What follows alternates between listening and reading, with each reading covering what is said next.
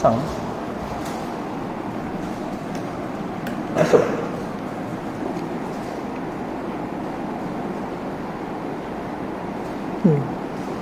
Dia tak masuk.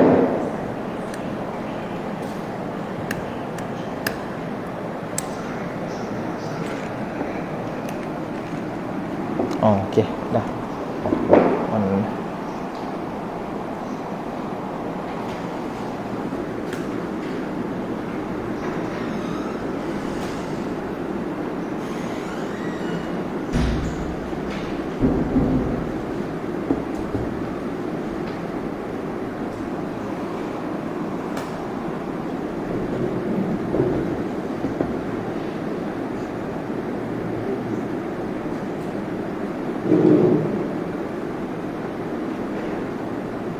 Dia tak pakai plug, dia tak plug in. Ha? Dia power, sini tak ada power kot. Mati di sini. Oh, tak masuk, power tak masuk. Kalau pakai ni? Oh, untuk tu kan. Kongsi dah ni, sini, depan. Dia tak masuk. Tak. Dia tak plug in.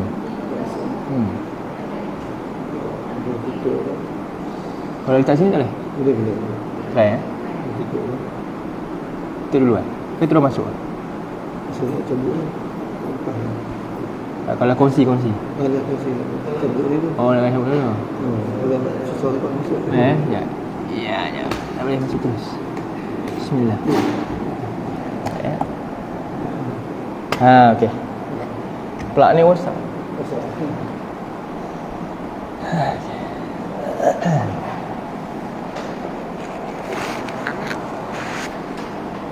Okey, bismillahirrahmanirrahim. Assalamualaikum warahmatullahi wabarakatuh. Alhamdulillahirabbil alamin, nahmaduhu wa nasta'inuhu wa nastaghfiruh wa na'udzubillahi min syururi anfusina wa min sayyiati a'malina. Man yahdihillahu fala mudhillalah wa may yudlil fala hadiyalah. Asyhadu an la ilaha illallah wahdahu la syarikalah wa asyhadu anna Muhammadan abduhu wa rasuluh. Allahumma anfa'na bima 'allamtana wa 'allimna ma yanfa'una wa zidna ilma. Subhanaka la ilma lana illa ma 'allamtana innaka antal alimul hakim. Rabbi shrah li sadri wa yassir li amri wahlul 'uqdatam min lisani yafqahu qawli. Allahumma amin. Alhamdulillah. Syukur kepada Allah Subhanahu Wa Taala, pagi ni kita dapat sama-sama istiqamah meneruskan pembelajaran kita tentang kupasan kaitan dengan surah Yasin, yang mana kita dah habis topik 1 dan sebenarnya ayat 1 sampai 12.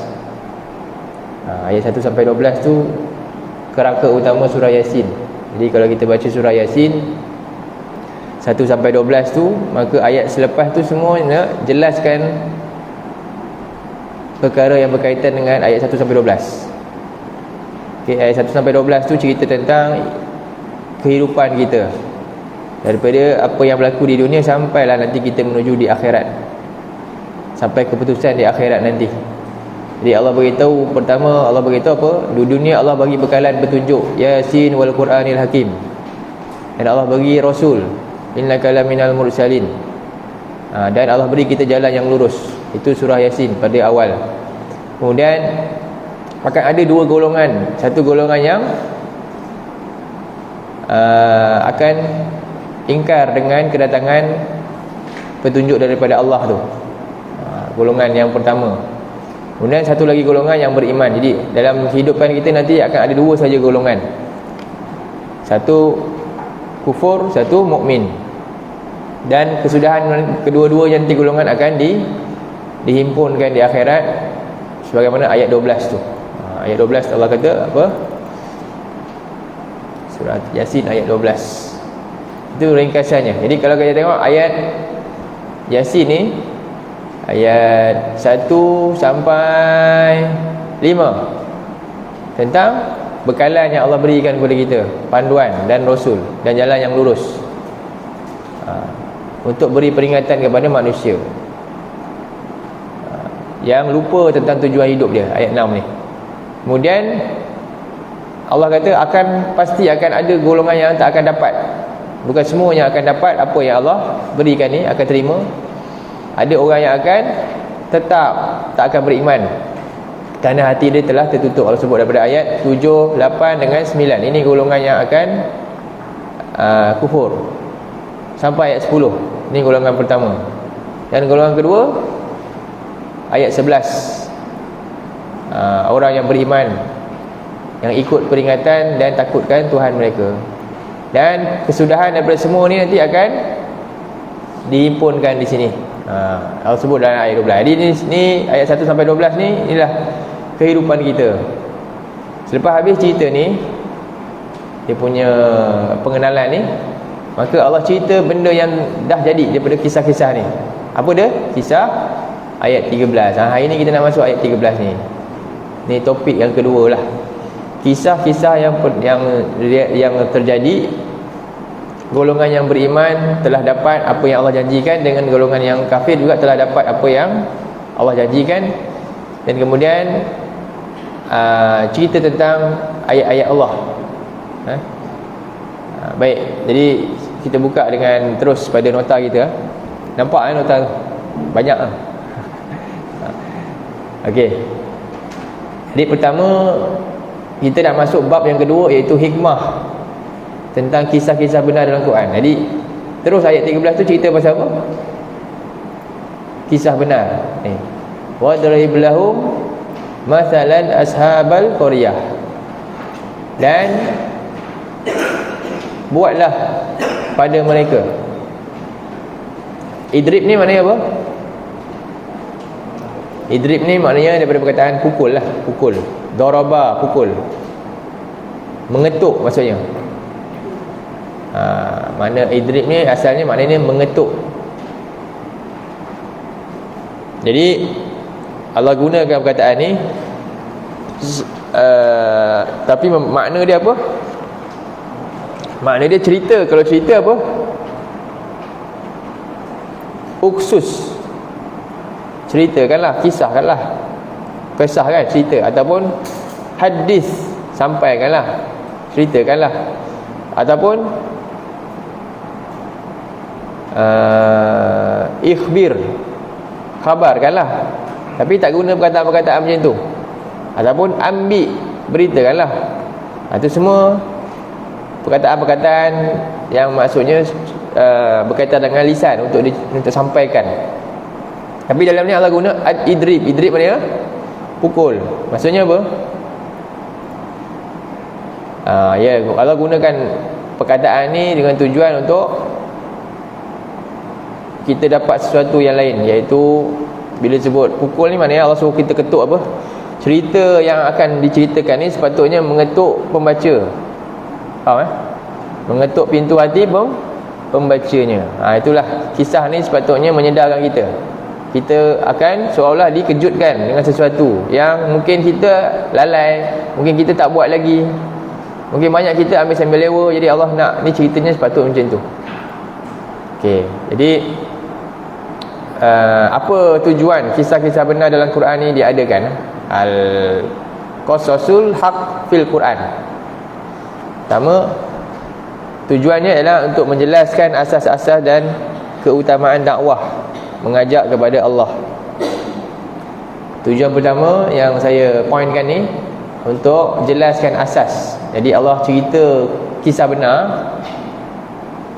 Allah nak jelaskan asas-asas. Tengok macam mana cara orang yang dah lalui perbuatan tersebut, yang dah buat. Dalam surah 21 ni ayat 25.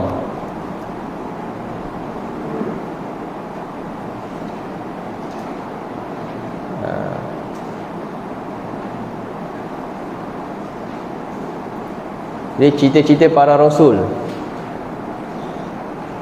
Cerita-cerita para rasul. Apa tugas rasul Allah jelaskan. Tengok Allah kata dalam ayat ni apa? Wa ma arsalna min qablika min rasulin, dan tidaklah kami utuskan sebelum engkau daripada mana-mana rasul pun, illa nuhi ilaihi, melainkan kami beri mereka wahyu. Kami wahyukan kepadanya. Apa wahyu dia? annahu la ilaha illallah la illa ana fa'budun, iaitu bahawasanya agar mereka mengajak manusia untuk sembah siapa? Allah saja. Tidak ada ilah melainkan aku, maka abdikanlah diri kepada aku. Jadi ini asas dakwah. Asas dakwah ialah ajak apa? Mentauhidkan Allah. Buat semua-semuanya hanya semata-mata untuk apa? Untuk mengabdikan diri kepada Allah. Tapi kalau kita kata kita dakwah sampaikan kan, tapi kita seru kebaikan, tapi nilai-nilai kebaikan tu nampak secara zahirnya, tapi dia buat kebaikan hanya sekadar atas dasar apa? Human rights. Betul tak asas dakwah tu? Taklah dah. Faham? Jadi kat sini tengok Allah beritahu, Rasul ni semua dia ajak apa? Rasul kan sebagai kita punya contoh utama. Apa dia buat? Dia ajak manusia mentauhidkan Allah. Tapi bila kita ajak kebaikan atas nama dakwah, tapi tengok-tengok manusia sembah apa? Manusia puja siapa? Manusia jadi puja manusia, angkat manusia, bukan lagi bertuhankan Tuhan dia kan. Nampak siapa? Nampak wali dia, bukan nampak Tuhan contohnya.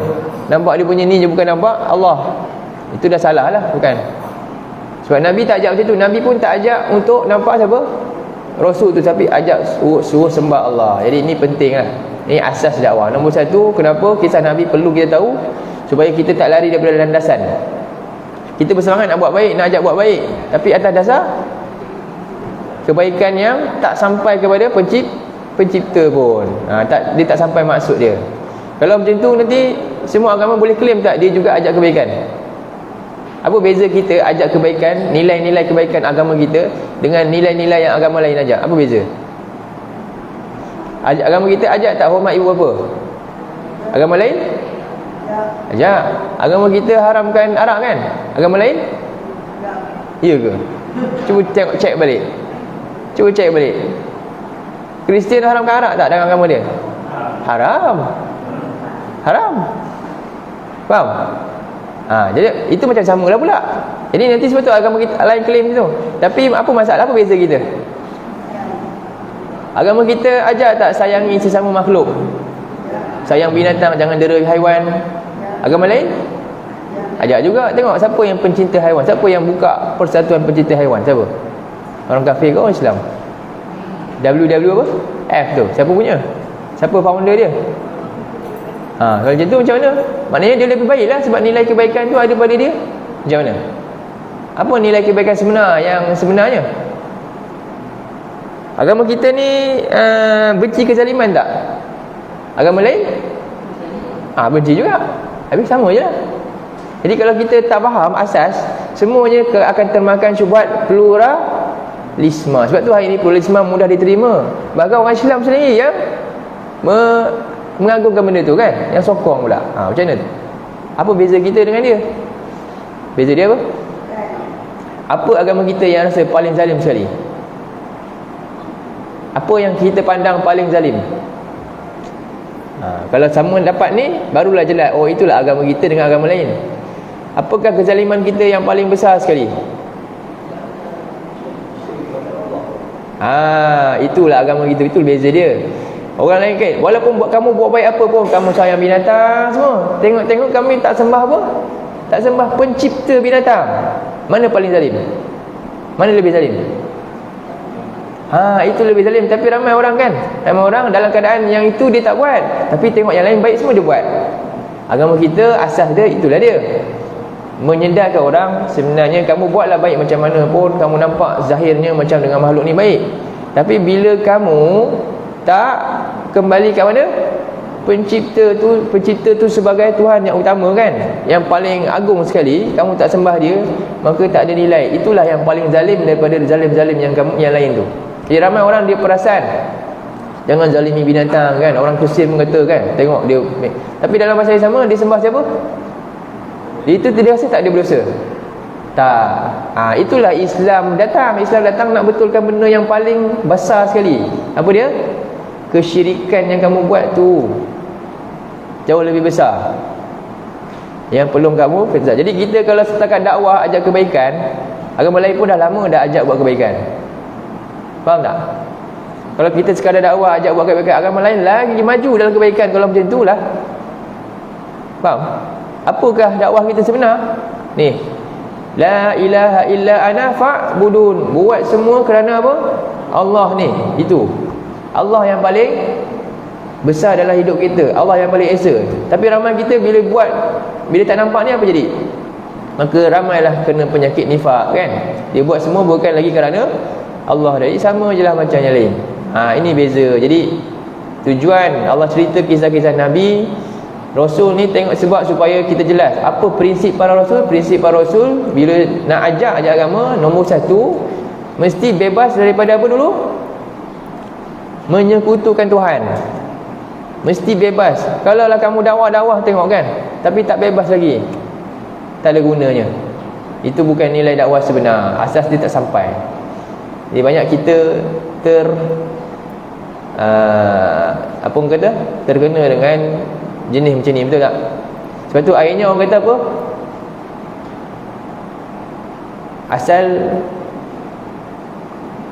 Asal dapat buat baik je lah. Tak cukup sebenarnya, kena jelas. Baik. Sebab tu baru-baru ni kan ada satu anugerah besar. Apa dia? Anugerah besar sekali. Dan di situ sebut ucapan syukur juga, yang kita rasa gerun dengar. Apa dia? AJL kan contoh kan. Alhamdulillah, ini rezeki daripada Allah semua kan. Nampak tak? Itu dah masuk dah tu. Walaupun kami macam ni, tapi kami dia campur aduk di antara, faham? Dengan hawa nafsu dengan Tuhan. Bukan, tak bebas lagi. Ni bebas tak? La ilaha illa ana fa'budun. Tak bebas.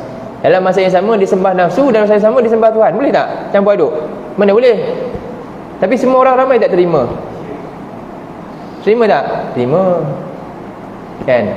Asalkan bertudung kan, tapi dengan apa? Menggerunkan. Jadi itulah akhirnya itu dinampak sebagai satu benda yang normal, biasa je. Biasa je. Jadi maksiat boleh ditampal dengan nama Tuhan, tak ada masalah. Faham? Dia buat maksiat, lepas tu dia buat apa?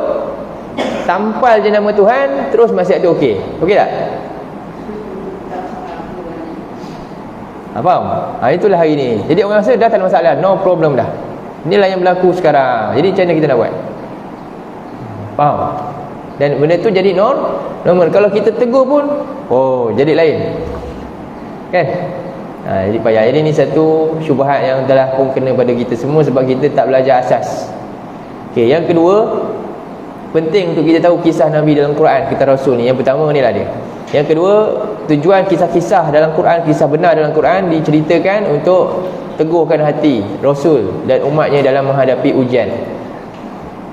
Jadi kita ni nak hadapi ujian macam yang ni berlaku ni, macam mana kita nak tetap di atas pendirian?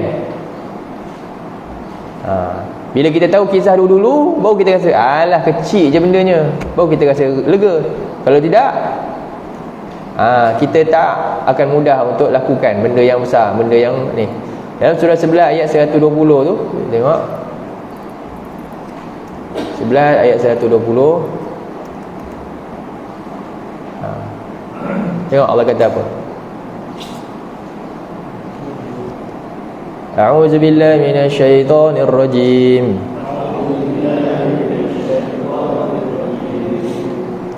Wa kullan naqussu 'alaika min anba'ir rusuli ma nuthabbitu bihi fuadak.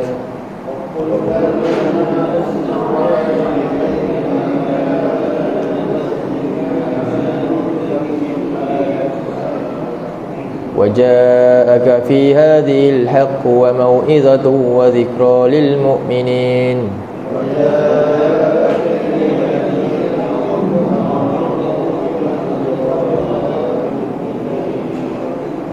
Jadi dan setiap kesemuanya, tiap-tiap berita yang kami kisahkan kepada engkau daripada para nabi dan para rasul tu, berita-berita dari para rasul tu, dengan tujuan apa dia? Manusabbitu bihi fuadak, dengan tujuan untuk meneguhkan hatimu.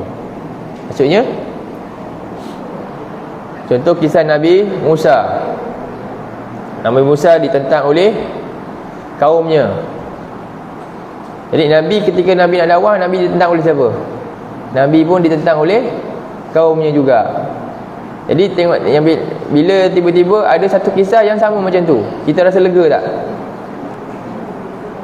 Kita accident, putus ibu jari, masuk hospital tengok ada 5 orang lagi putus bukan ibu jari, putus kaki. Lega tak? Kita rasa tadi kita paling malang, tengok ada orang lain lagi teruk, kita rasa lega sikit. Macam itulah. Jadi Nabi bila ditentang kaum dia, tengok Allah beritahu, dulu ada seorang Nabi nama dia Musa, lagi teruk dia kena. Nabi kata apa? Oh lah, kecil je rupanya masalah aku. Itulah tujuan dia. Tapi kalau kita duk tengok apa, dalam hal kebaikan ni, kita duk tengok apa, dia tengok orang yang lebih kurang buat baik daripada kita rasa apa? Faham? Dalam hal jihad contohnya, kita pun bagi 100, lepas tu kita buat perbandingan dengan orang yang bagi RM10. Rugi ke? Kita akan semangat ke tak? Macam mana? Kita sedekah, kita bagi 100, kita buat perbandingan dengan orang yang RM10, kita akan buat macam mana? Rasa bangga lah. Lepas tu tak akan buat lah, kita semangat nak buat lah. Tapi kalau kita bagi tu, kita tengok orang yang lebih tinggi sebenarnya. Dalam hal kebaikan kena buat macam tu. Lepas tu Nabi ni dalam dakwah dia, Nabi tengok-tengok dia kena tekan dengan musuh dia. Tengok Allah cerita Nabi Musa lagi dahsyat. Tak cukup dengan Nabi Musa, Allah kata Nabi Nuh lagilah. Nabi Nuh hidup 900 tahun, lagi lama. Kau apalah sangat wahai Muhammad. Jadi benda tu kita rasa kedil tau. Rasa macam kita buat baru kecil je. Kita buat banyak ke sikit kita rasa, alah aku ni buat sikit je lah, malu lah pula nak mengeluh. Itulah tujuan dia. Itulah tujuan dia. Sebab tu untuk kebaikan sepatutnya macam tu sikap kita. Tapi sebaliknya apa dia? Untuk dunia kita buat macam tu. Betul tak? Ramai akhirnya rebut. Kerana apa? Dunia ni. Yang sementara ni kerana apa? Bertanding dalam hal tersebut. Sedangkan benda itu akan ditinggalkan. Jadi tujuan kisah Rasul ni Allah ceritakan adalah untuk ni, untuk menguatkan hatimu, hati Nabi. Jadi kita tengok kat sini, Nabi ni maknanya dia ada tak berasa down juga kadang-kadang? Ada kan? Dan bila Nabi ni down, apa penawar yang Allah beri kepada dia untuk Nabi bangkit balik? Apa penawar dia? Al-Quran, kisah dalam Quran lah. Kisah dalam Quran. Nabi yang seorang Nabi pun dia perlukan Quran untuk angkat balik, bangkitkan semangat dia. Jadi kita, sebab tu hidup kita ni lesu. Lesu untuk buat kebaikan, lesu untuk ni, betul tak? Tapi kita semangat untuk apa? Untuk dunia, untuk akhirat kita lesu. Sebab tu jadi macam tu. Sebab kita tak ambil penawar macam Nabi ni, tak ambil Quran, jarang. Dan kita pun dah jauh dah. Nak menguasai ni kita dah susah. Jadi Allah kata lagi, waja'aka fi hadzal haq mau'izatun, dan dia memberikan kepada engkau pada hal ini, kebenaran ini, berita ini kebenaran dan pengajaran dan peringatan bagi orang-orang yang beriman. Jadi ni tujuan kisah-kisah Nabi ni kita kena tahu. Kita kata Nabi kita kena tahu. Sebab tu kadang-kadang kalau macam kami di tempat ada program buat kisah-kisah Nabi juga, untuk program cuti sekolah budak-budak 5 hari ke camp. Kisah dia apa? Kita pilih kisah-kisah dalam Quran ni, bagi dalil dia, lepas tu kisahkan. Simple je. Dia tak ada nak melerik-lerik panjang dengan banyak sangat kata-kata kita. Kita ambil ayat Quran supaya budak ni tahu kisah Nabi itu kisah yang dalam Quran punya. Ramai kadang-kadang kita ambil kisah, cerita kan yang sedap dengar, tapi Israeliat, satu ayat Quran pun tak bawa. Kita nak dia tahu kisah Nabi yang dalam Quran, ikut susunan dia. Macam itulah kita ambil peluang macam tu. Untuk budak-budak kadang-kadang yang tak sempat nak tahu benda-benda tu, jadi itulah antara ruang dan peluang yang kami cuba usahakanlah. Dia kena tahu kisah-kisah Rasul, perjuangan dia dalam ni. Ini tujuan yang kedua. Yang ketiga, membenarkan para Nabi terdahulu serta menghidupkan dan menyegarkan ingatan terhadap mereka. Yang tujuannya supaya kisah Nabi dulu tu tidak hilang. Tidak hilang. Sebab tu penuh kisah-kisah benar dalam Quran. Dan yang keempat, saya ringkaskan, menzahirkan kebenaran Nabi SAW dalam perkhabarannya tentang umat dahulu. Ini menunjukkan mukjizat Nabi, yang mana Nabi ni tak pernah jumpa pun Nabi-Nabi dulu, tapi tengok-tengok cerita dia semua ada dijelaskan dengan detail. Yang kelima, bagi menentang hujah ahli kitab terhadap keterangan dan petunjuk yang mereka sembunyikan dan mencabar mereka menerusi apa yang ada di dalam kitab mereka sebelum diseleweng dan dipinda. Jadi untuk betulkan kenyataan ahli kitab tentang Nabi-Nabi dulu. Jadi tujuan kisah-kisah benar dalam Quran ni untuk memperbetulkan penyelewengan yang telah dilakukan oleh ahli kitab terdahulu. Dan yang keenam, sebagai mukjizat ilmiah yang berbentuk pendekatan sastera yang berupaya meresapi pendengar dan mengesan jiwa yang khasyah ni. Dalam surah 12 ayat 111 yang Allah kata dalam ayat tu tentang kisah ni,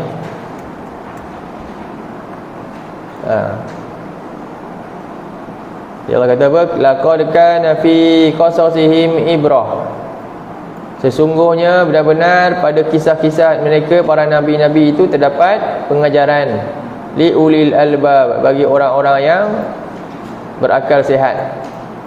Maka hadisan yuftara, dan tidaklah bukanlah Quran ini, hadisan ini maksudnya Quran, sesuatu yang direka-reka. Walakin tasdiqal ladzi baina yadayhi, tetapi dia bertujuan untuk membenarkan apa yang telah berlaku dulunya. Wa tafsila likulli syai', dan memperjelaskan secara detail segala sesuatu yang dulu kita tak tahu. Wa hudan wa rahmatan liqaumi yu'minun, dan sebagai petunjuk dan rahmat bagi kaum yang beriman. Okey, jadi ini 6 hikmah, kisah-kisah benar dalam Quran yang kita baca ni. Tujuan dia, kesan dan tujuan dia. Baik. Sekarang kita masuk pada ayat 113 hingga 27 dulu. Kisah Ashabul Qaryah.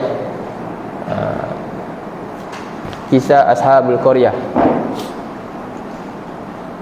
Ya, ini kita terus banyak ayat ni, lebih simple.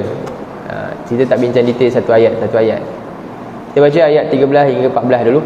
A'udzubillahi minasyaitonirrajim. واضرب لهم مثلا أصحاب القرية إذ جاءها المرسلون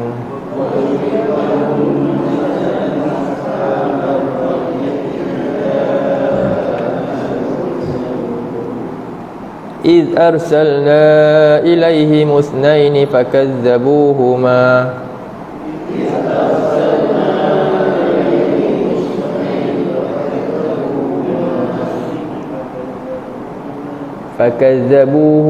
فعززنا بثالث فقالوا إنا إليكم مرسلون.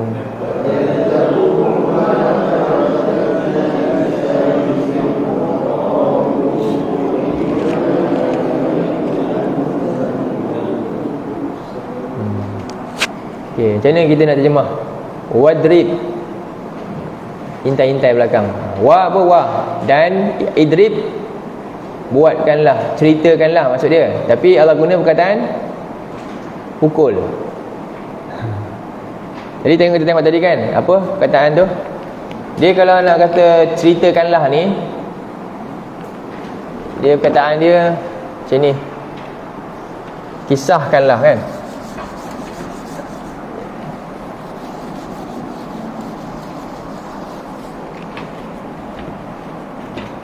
Banyak perkataan. Contohnya uksus.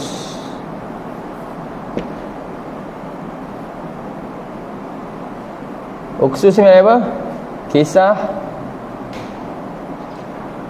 Kisahkanlah.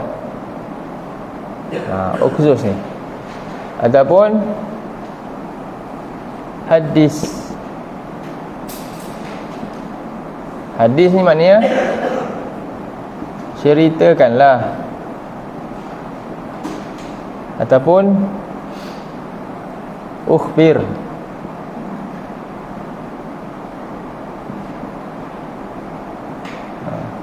apa ni?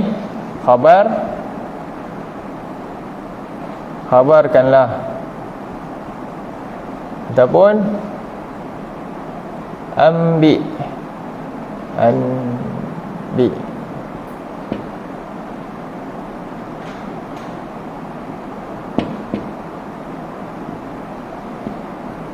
Ambil maknanya beritakanlah. Ni baru betul perkataan ni semua. Perkataan ni semua maksudnya apa? Ceritakanlah tu. Uksus ataupun hadis ataupun ikhbir ataupun ambil. Okey. Tapi sekarang ni tak guna yang ni. Guna apa? Guna wadrib ni mana apa? Daraba, pukul. Idrib. Ini apa? Ketuk ataupun pukul lah. Pukul kanlah. Ataupun ketuk. Itu maksud asal. Maksud dia macam tu.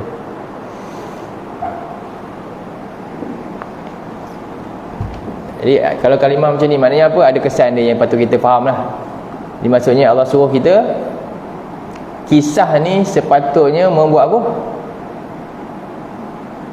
Memberi kita satu perasaan dalam hati kita lah. Kisah ni yang Allah nak cerita ni, faham lah? Mengetuk hati-hati kita, mengetuk jiwa-jiwa kita untuk bangun, mengetuk bagi para pembaca surah Yasin untuk apa? Bangkit daripada lena dia, daripada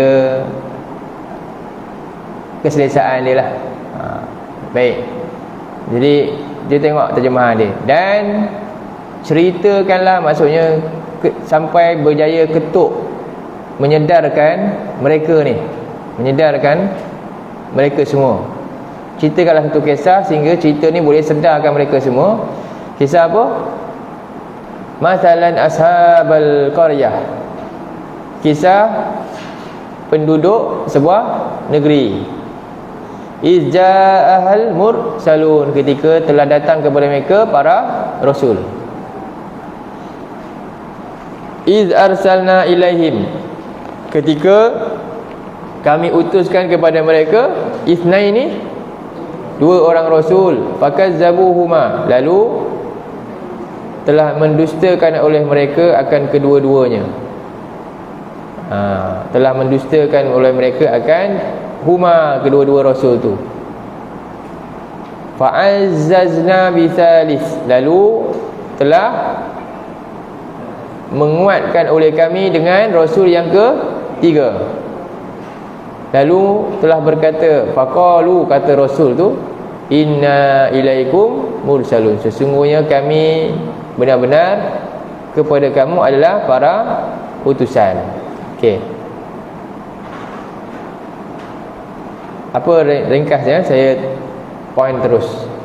Baik, yang pertama, pengajaran ayat ni, Allah Subhanahu Wa Taala memberikan perintah dengan menunjukkan salah satu pendekatan dakwah menerusi kisah benar orang terdahulu. Wadrib tu, perkataan masal menunjukkan sebuah kisah yang luar biasa yang seharusnya dipikirkan oleh orang yang mendengar apa yang disebutkan. Mukhatab ni orang yang mendengar. Perkataan ashabal qaryah, menurut pendapat ramai mufassir, ia penduduk negeri yang bernama Antakya. Kemungkinan terletak di Turki, tapi tak sebut negeri ni. Allah Subhanahu Wa Taala tidak menjelaskan nama negeri ini secara spesifik dalam Quran. Apa tujuan dia? Menunjukkan bahawa mencari-cari nama bagi negeri tersebut bukanlah tujuan utama dan tak perlu pun. Di mana-mana dalam Quran, kalau kita baca ayat, dia tak sebut siapa secara spesifik, dia sebut umum je kan. Maka kita lebih patut apa dia? Biarkan secara umum lah. Kecuali ada asbabun nuzul. Kecuali ada asbabun nuzul. Macam sebagian ayat ada asbabun nuzul dia kepada siapa ayat ni diturunkan. Contohnya macam dalam surah 58 tu, ni kan. Ni. Sesungguhnya Allah telah mendengar ucapan seorang perempuan yang mengadu kepada engkau tentang suami dia. Siapa perempuan ni? Perempuan ni nama dia Khawlah binti Sa'labah. Sahabat Nabi nama dia Khawlah binti Sa'labah. Jadi ni memang tak disebut siapa, tapi ada hadis yang ceritakan perempuan ni siapa. Faham? Jadi ini memang spesifiknya ni cerita tentang kisah tu. Tak disebut nama siapa perempuan ni, tapi dalam hadis Nabi beritahu perempuan ni nama dia Khawlah binti Sa'labah. Macam tu. Okey. Tapi dalam kisah yang sekarang ni, Yasin ni siapa? Memang tak ada hadis pun tak bagi tahu siapa. Memang hadis pun tak bagi tahu siapa. Surah Yasin ni ayat 13 ni kan. Ashabul Qaryah ni siapa? Tak ada mana-mana hadis pun, tak ada pun. Mana dapat Turki Antakya tu, mana dapat? Itu hanyalah kajian ahli tafsir sahaja. Itu hanyalah dia punya pendapat, pandangan dia mungkin negeri ni. Hasil kajian dia yang paling dia yakin lah, oh yang ni lah kot. Tapi khilaf. Ada yang dakwa Turki, ada yang dakwa Iraq, ada yang dakwa macam-macam. Jadi cara kita bila jumpa ayat macam ni, kalau tak ada sebab-sebab dia, ayat ni siapa penduduk ni, Nabi tak jelaskan, kita pun tak payah nak gaduh lah, nak tahu sangat. Maknanya apa? Allah tak nak kita tahu tu, Allah nak suruh kita ambil pengajaran dia. Dan menunjukkan apa dia? Seolah-olah akan berlaku dalam mana-mana negeri perangai penduduk macam ni juga. Bukan negeri ni je boleh berlaku macam ni. Maknanya mana-mana negeri perangai yang sama boleh berlaku juga macam perangai orang ni. Itulah maksud dia. Sebab tu Allah umumkan. Boleh ya? Baik, seterusnya sudah menjadi lumrah apabila para rasul datang membawa kebenaran, pasti akan ada golongan yang membantah. Bila rasul datang tadi, ada golongan yang bantah kan. Kita tengok ayat tu. Fakazzabuhuma, lalu mereka mendustakan, membantah Nabi. Sifat para rasul ialah tabligh, iaitu menyampaikan kebenaran dengan jujur, terus terang dan tidak berselindung. Kerana itu mereka sentiasa memperkenalkan siapa mereka dan apa tugas mereka. Tengok ayat ni, apa rasul tu buat? Inna ilaikum mursalun, kami ni rasul. Terus terang je, berani je kata. Padahal dah didustakan dah, mereka berani, tak ada selindung-selindung. Ini sifat para rasul. Yang ketiga, kedatangan rasul merupakan nikmat yang besar dan bukti kasih sayang dan pemerhatian Allah terhadap penduduk negeri tersebut. Satu lagi pengajaran dia ialah, maknanya tanda Allah sayang negeri ni tak? Sayang. Bila Allah sayang satu negeri, Allah hantar dia rahmat dia. Antara rahmat Allah ialah rasul, ataupun kebenaran daripada rasul. Hari ini rasul tak ada, apa rahmat dia? Hari ini rasul tak ada, Allah hantar rasul kat mana? Apa tanda rahmat dia kat negeri tu zaman rasul tak ada ni? Iaitu tinggalan rasul tu ada tak? Al-Quran ada tak dalam negeri? Kalau ada, itu tanda rahmat Allah masih ada lagi. Ada tak orang yang sampaikan apa yang rasul dulu sampaikan? Itu tanda rahmat dalam negeri tu. Itulah maksud dia. Jadi tanda rahmat besar Allah, Allah utuskan para rasul ataupun orang-orang yang menyampaikan ajaran rasul tu. Itulah rahmat yang patut disyukuri. Baik, seterusnya ayat 15 hingga 17. Kita sambung baca. Qalu ma antum illa basharun mithluna wa ma anzala ar-rahmanu min syai'.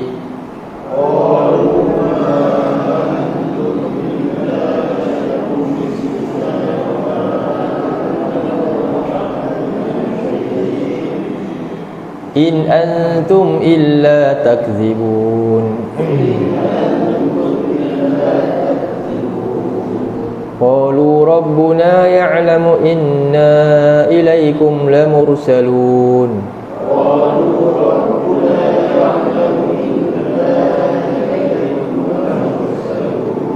Wa ma 'alaina illa al-balaghul mubin.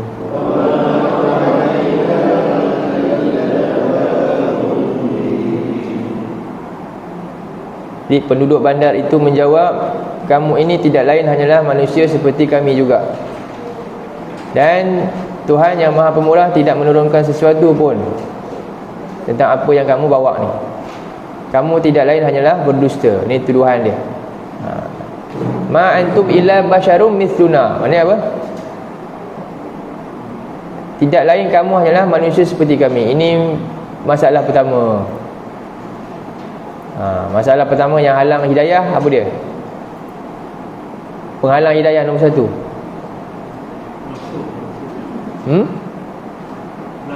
Nafsu. Dia dah termasuk lah tu. Ni penghalang dia. Ini sebenarnya ni penghalang nombor 1 daripada kita ikut perintah Allah. Apa yang ni telah berlaku pada siapa? Iblis. Allah suruh dia sujud kat Adam. Dia kata apa? Dia ni tak lain hanyalah tanah je. Aku ni api, sama tak macam ni? Samalah ni. Dia siapa? Dia manusia macam kami je. Apa nak kena ikut? Sama tak? Sama. Jadi penghalang pertama ialah sombong lah, dan meremehkan orang lain. Ini memang walaupun orang tu cakap benar pun kita akan ikut dia. Faham? Walaupun ada kebenaran di situ, kita tak akan terima. Kita akan cari juga apa yang buruk lah. Inilah masalah kita. Sebab tu kita tak pernah bersatu pun. Cik gaduh dan gaduh orang Islam kan. Sebab ni lah, masing-masing rasa masing-masing tinggi. Yang tu pun tinggi, yang si A pun tinggi, yang B pun sama. Sampai sudah takkannya. Begitulah keadaan dia hari ni. Dia kena renung apa balik sebenarnya? Kena satukan hati balik pada ayat-ayat Allah, barulah. Kalau selagi tak dapat ini, tak dapatlah. Macam rasa mustahil berlaku. Ini satu yang menyedihkan perkembangan orang Islam. Jadi sebab apa? Inilah punca dia. Ma antum illa basyarum misluna. Bila ada kebenaran, walaupun nampak, dia punya mindset apa dia? Dia ni siapa? Itu je masalah dia. Habis terus. Betul ke tak betul, tak pedulilah. Yang penting kamu siapa? Faham? Memang masalah. Sampai sudah tak akan selesai. Jadi kemudian Allah kata apa? Wa ma anzalar rahman. Kemudian mereka tambah lagi, dan tidaklah Allah yang Maha Pemurah tu beritahu, menurunkan apa-apa pun. Dan bahkan dituduh apalah, kamu ni hanyalah menipu, bohong. Jadi rentetan daripada kesan sombong tadi akan bawa kepada penyakit-penyakit lain. Dan akan tuduh dengan tuduhan ni. Dituduh ni tuduh betul ke palsu? Takzibun ni dituduh tu betul ke tak tuduhan dia? Kamu hanya bohong, betul ke tak betul? Tak betul. Jadi sebab tu banyak tumbuh tuduhan-tuduhan palsu. Betul tak? Sebab perangai apa? Pertama, sombong dan remehkan orang, dia akan tumbuh penyakit-penyakit lain. Semua akan berlaku semua. Inilah yang kesan daripada ni, kesan buruk. Jadi apa kata Rasul? Jadi para Rasul ni jawab, Rabbuna ya'lamu inna ilaikum lamursalun. Dia kata, Tuhan kami lebih tahu, sentiasa dia mengetahui bahawa sesungguhnya kamilah Rasul yang diutuskan kepada kamu. Jadi para Rasul ni dia ada tak jawapan lain? Ini cara dakwah. Inilah cara dakwah. Apa dia? Kita kalau orang kata kau pembohong, kita akan buat apa? Engkau lah bohong. Betul tak? Tengok ni, ada tak Rasul jawab balik? Tak. Dia stick on point saja. Dia tak ada meleret dengan emosi, tak ada. Ada tak emosi? Dia dah lah kena kata kau siapa? Dah lah tak kan? Kau siapa? Dia kata mula-mula. Lepas tu dia kata apa? Kau tak payah nak buat cerita, tak ada apa-apa pun. Kedua, dan kau ni pembohong. Tengok berapa banyak Rasul ni kena. Ada tak dijawab semua tu? Ada tak jawab? Dia jawab balik, engkau tu siapa? Ada tak? Kalau kita, itulah masalah tak selesai. Orang Islam sama Islam kan, kau siapa? Dia boleh jawab, kau tu siapa? Satu. Yang kedua, kau bohong, kita jawab, engkau lah yang bohong. Sama-sama tuduh dan buat pembohongan. Ini pun buat pembohongan sampai sudah. Betul tak? Tengok Rasul ni, ada tak jawab? Tak. Jadi kita walaupun nama je kononnya umat Rasul, tapi kita langsung tak ikut sifat Rasul pun. Faham tak? Surah Yasin cakap dah, hari-hari baca, tiap minggu baca. Tapi surah Yasin punya akhlak tak ada berlaku dalam kaum Islam yang ini. Tak ada. Faham? Inilah yang berlaku pada kita.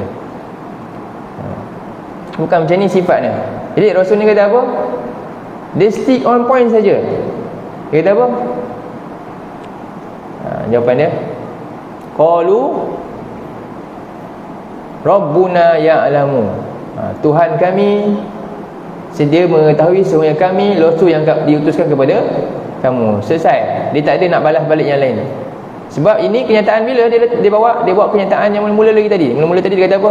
Inna ilaikum mursalun. Selesai. Dia tak cakap benda lain. Tak ada perubuk orang pun. Tak ada kacau orang. Tiba-tiba orang ni kacau dia macam-macam, tuduh dia macam-macam kan. Dia cakap tu je. Lepas tu dia ada balas balik tak? Tak ada. Dia balik-balik ulang apa yang dia cakap tadi. Inna ilaikum mursalun. Tak ada masalah. Inilah orang yang bawa kebenaran. Inilah orang yang bawa kebenaran. Dia tadi mesti dia relax je. Sebab dia tahu apa yang dia kata tu memang hak. Macam tu je. Tak ada nak melenting dan tarik benda lain pula, tak ada.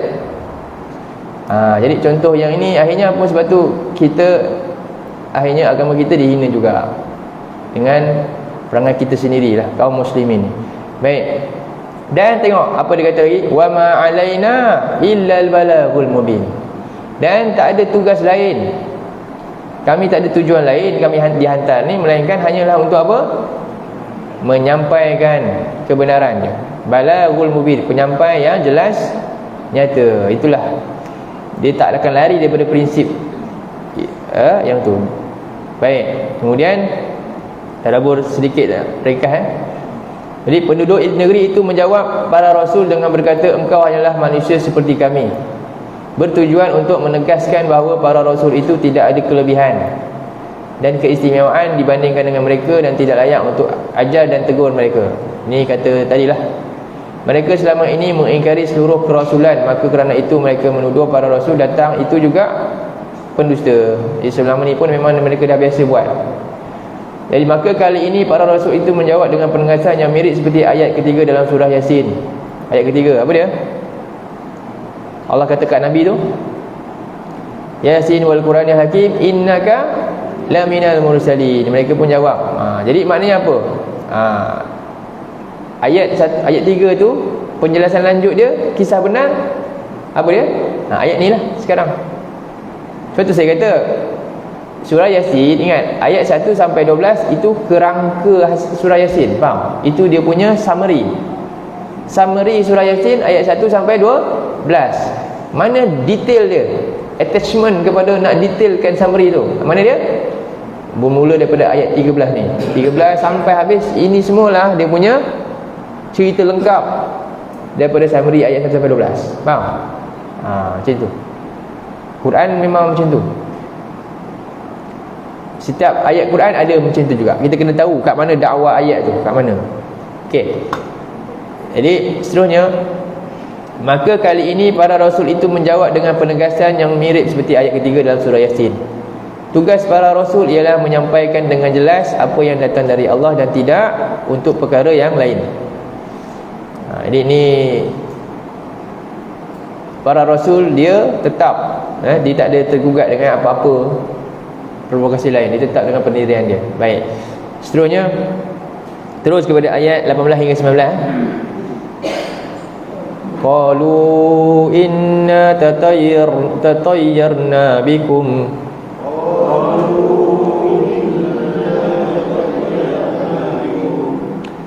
la illam tantahu lanarjumannakum wa yamassannakum minna azabun alim.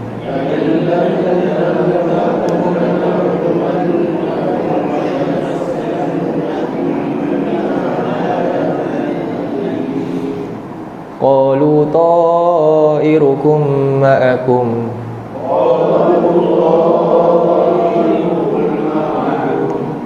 in dzukirtum bal antum qaumun musrifun.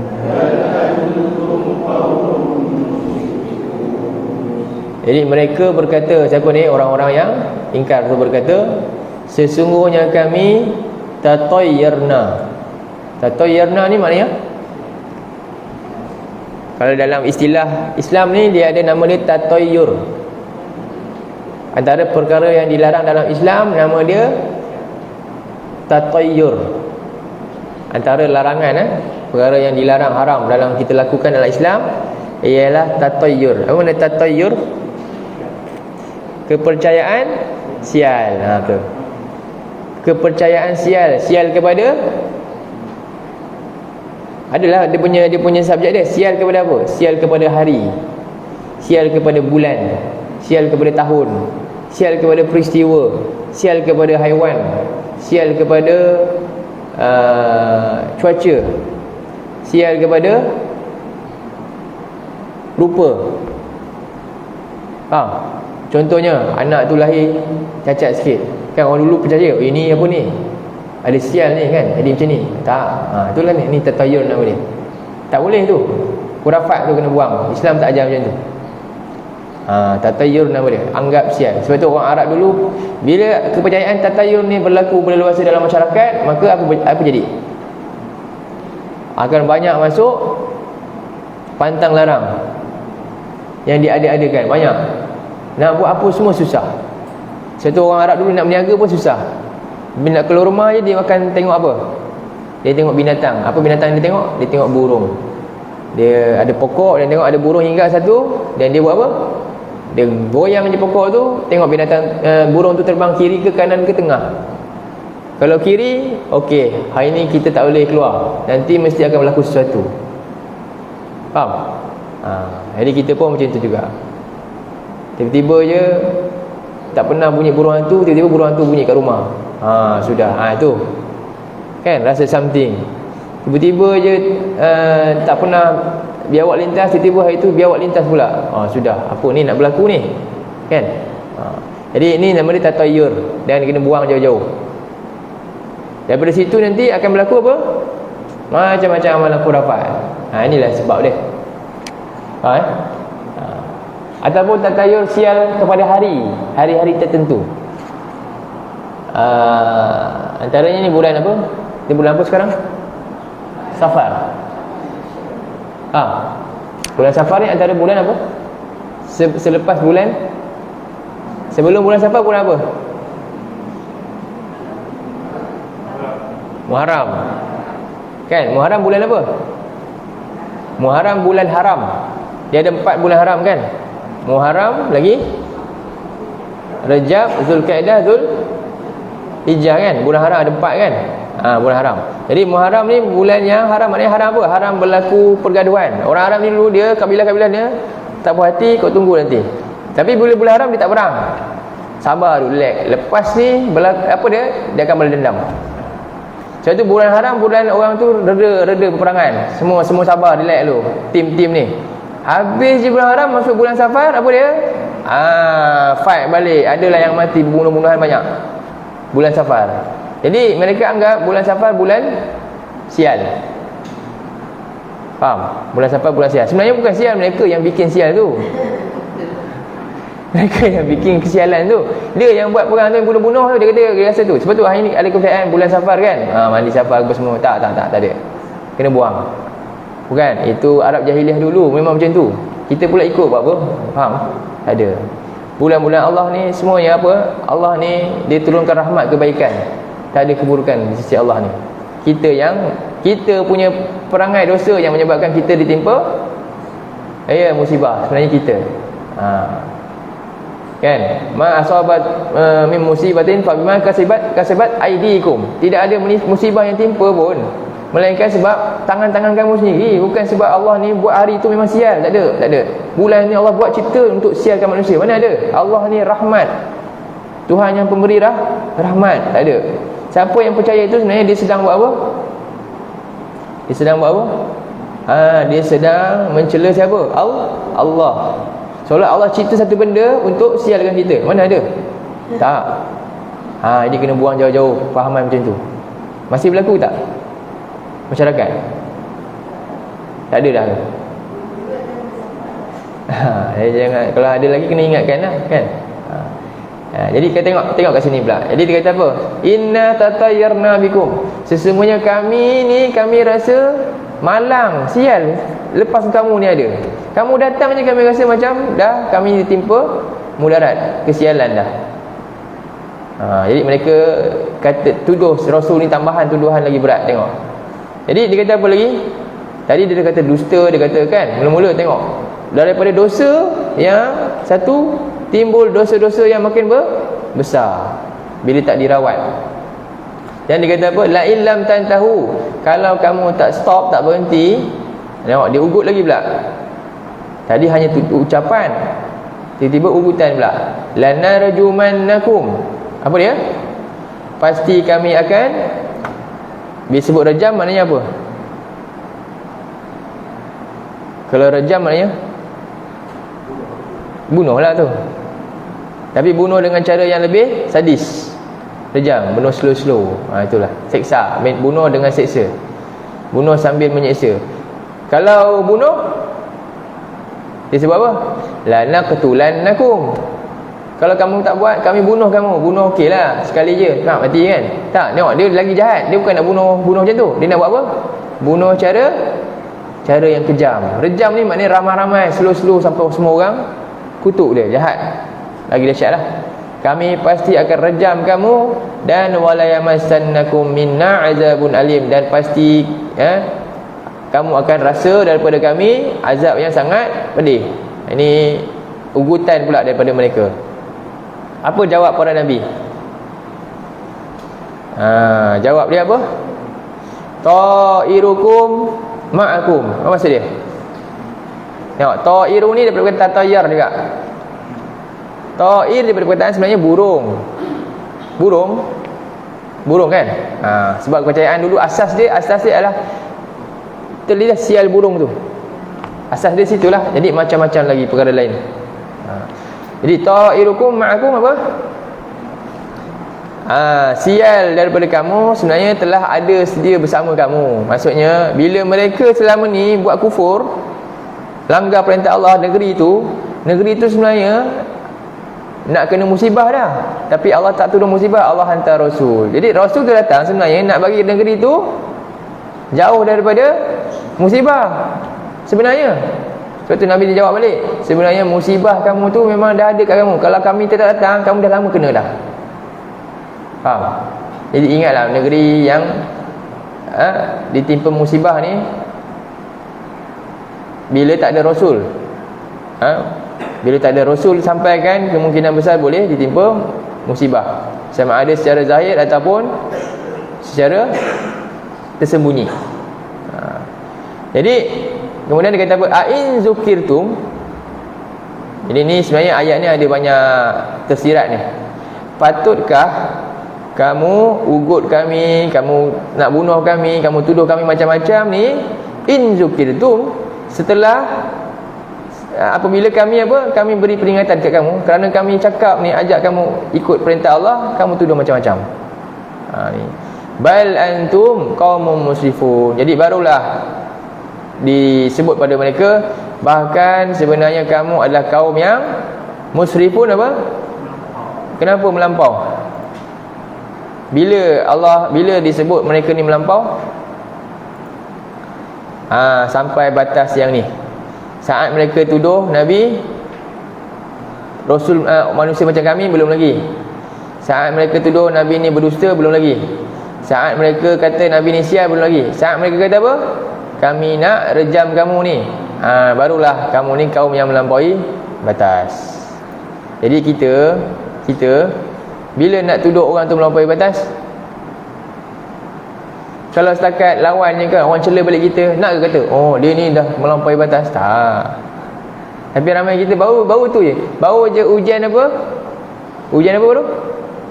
Cemuhan orang je. Oh, kita dah pantai kau dah. Seolah mereka ni dah macam Fir'aun laknatullah dah. Macam tu sekali. Dahsyatnya kan. Padahal tak buat pun, tak sampai nak rejam kita pun. Yang ni Allah, tengok Allah ni kata, ketika sampai mereka dah nak rejam, barulah kenapa? Musrifun. Baru betul, baru layak. Tapi kita banyak buat sesuatu tuduhan pada pihak yang kita tak suka, dalam keadaan tak layak nak cakap lagi macam tu. Mana rahmatnya? Tak ada rahmat juga. Belajarlah daripada surah Yasin. Dia ada sistem dia. Okey. Jadi setelah mereka kata apa? Pasti kami rejam kamu, kami tangkap, kami nak bunuh kamu, barulah nama dia musrifun. Selagi setakat ni je kan, tuduh penipu ke, tak ada masalah. Tenang sudah. Okey. Baik, seterusnya Tadabbur dia, mereka melihat perkara yang dibawa para rasul itu satu yang asing dari kebiasaan, lalu membawa kepada persepsi yang buruk dan menjengkelkan, dan menganggap ianya satu yang merugikan mereka, memecah belahkan mereka, mengungkung mereka, memundurkan mereka. Inilah yang dibimbangi oleh mereka. Disebabkan hal ini menggugat mereka tanpa ada hujah membalasnya, maka mereka membuat ugutan yang keras terhadap para rasul tersebut. Ini merupakan adat kaum penentang sejak dahulu lagi. Ini contoh-contoh ayat lain lah.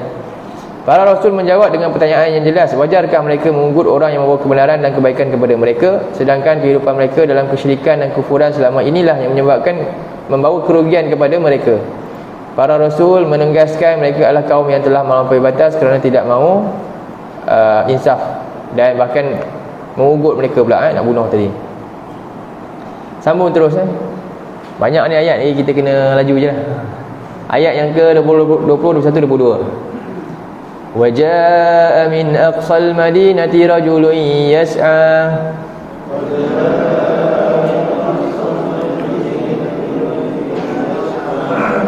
قَالَ يَا قَوْمِ اتَّبِعُوا الْمُرْسَلِينَ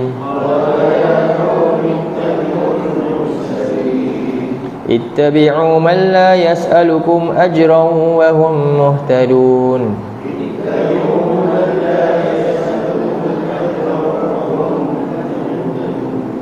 وَمَا لِيَ لَا أَعْبُدُ الَّذِي فَطَرَنِي وَإِلَيْهِ تُرْجَعُونَ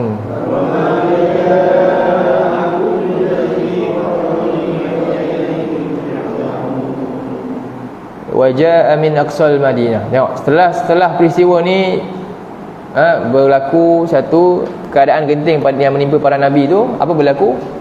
Datanglah seorang, waja'a min aqsal Madinah. Apa maksud dia?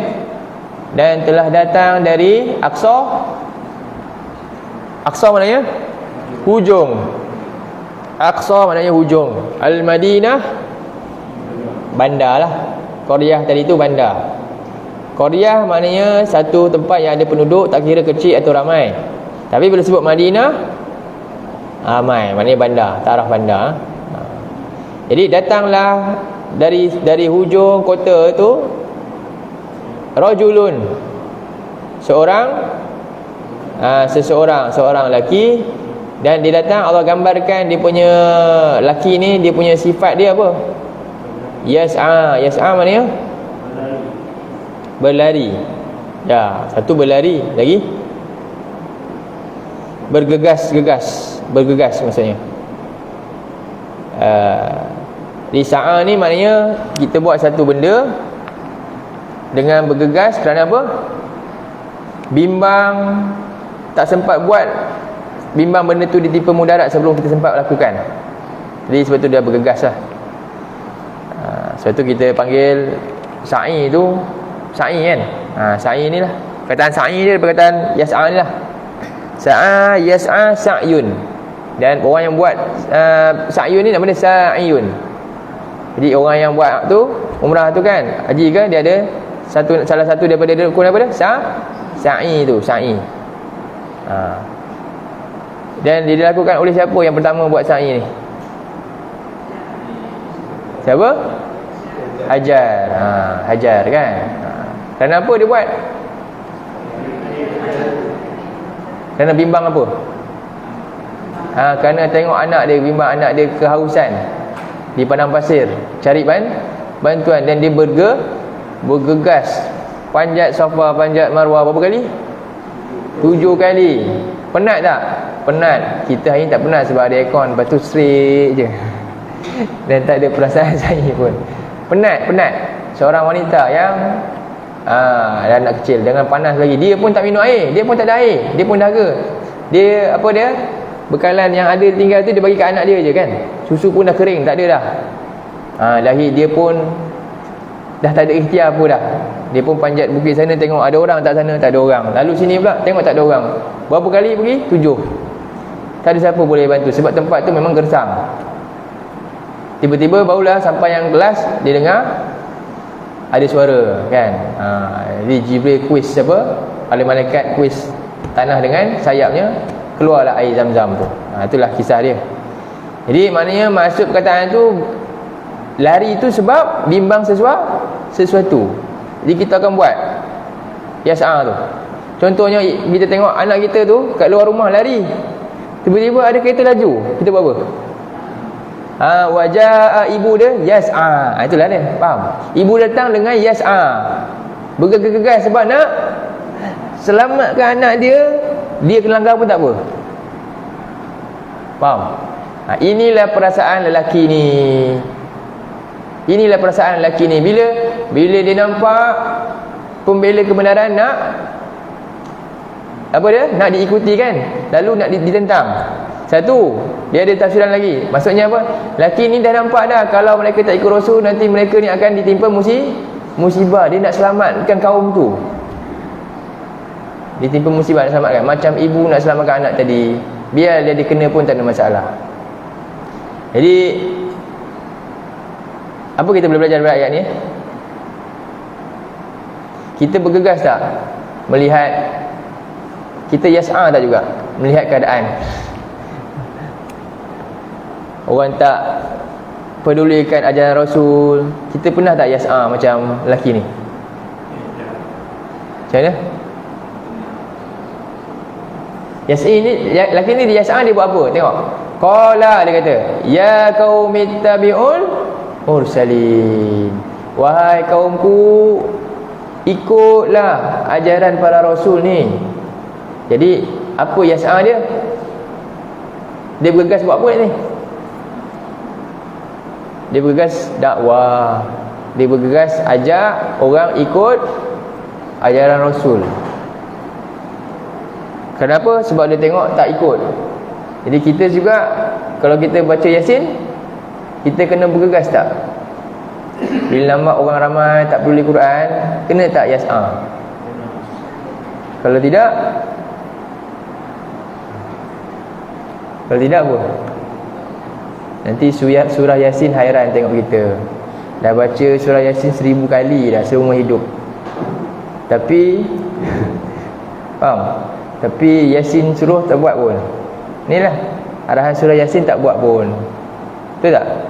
Tak yas'a. Jadi kita kena bergegas juga ajak orang ikut ajaran Rasul, ajak orang faham Quran. Itu satulah hari ni dalam keadaan ramai ni kita, ini tanda apa? Lelaki ni apa? Sayang kat kaum ni. Inilah sayang yang sebenar. Sayang yang sebenar macam ni. Tapi kalau yas'a kita kadang-kadang apa dia? Kita bergegas. Anak mengamuk nak apa? Nak apa? Nak handphone, nak gadget. Kita pun sakit telinga lah dengar dia. Bergegas kita pergi ambil handphone, nak ambil lah kau. Jadi kita sedang bagi racun. Kita ramai bergegas memberi racun kepada manusia. Sepatutnya kita bergegas beri penawar, tapi kita tak buat.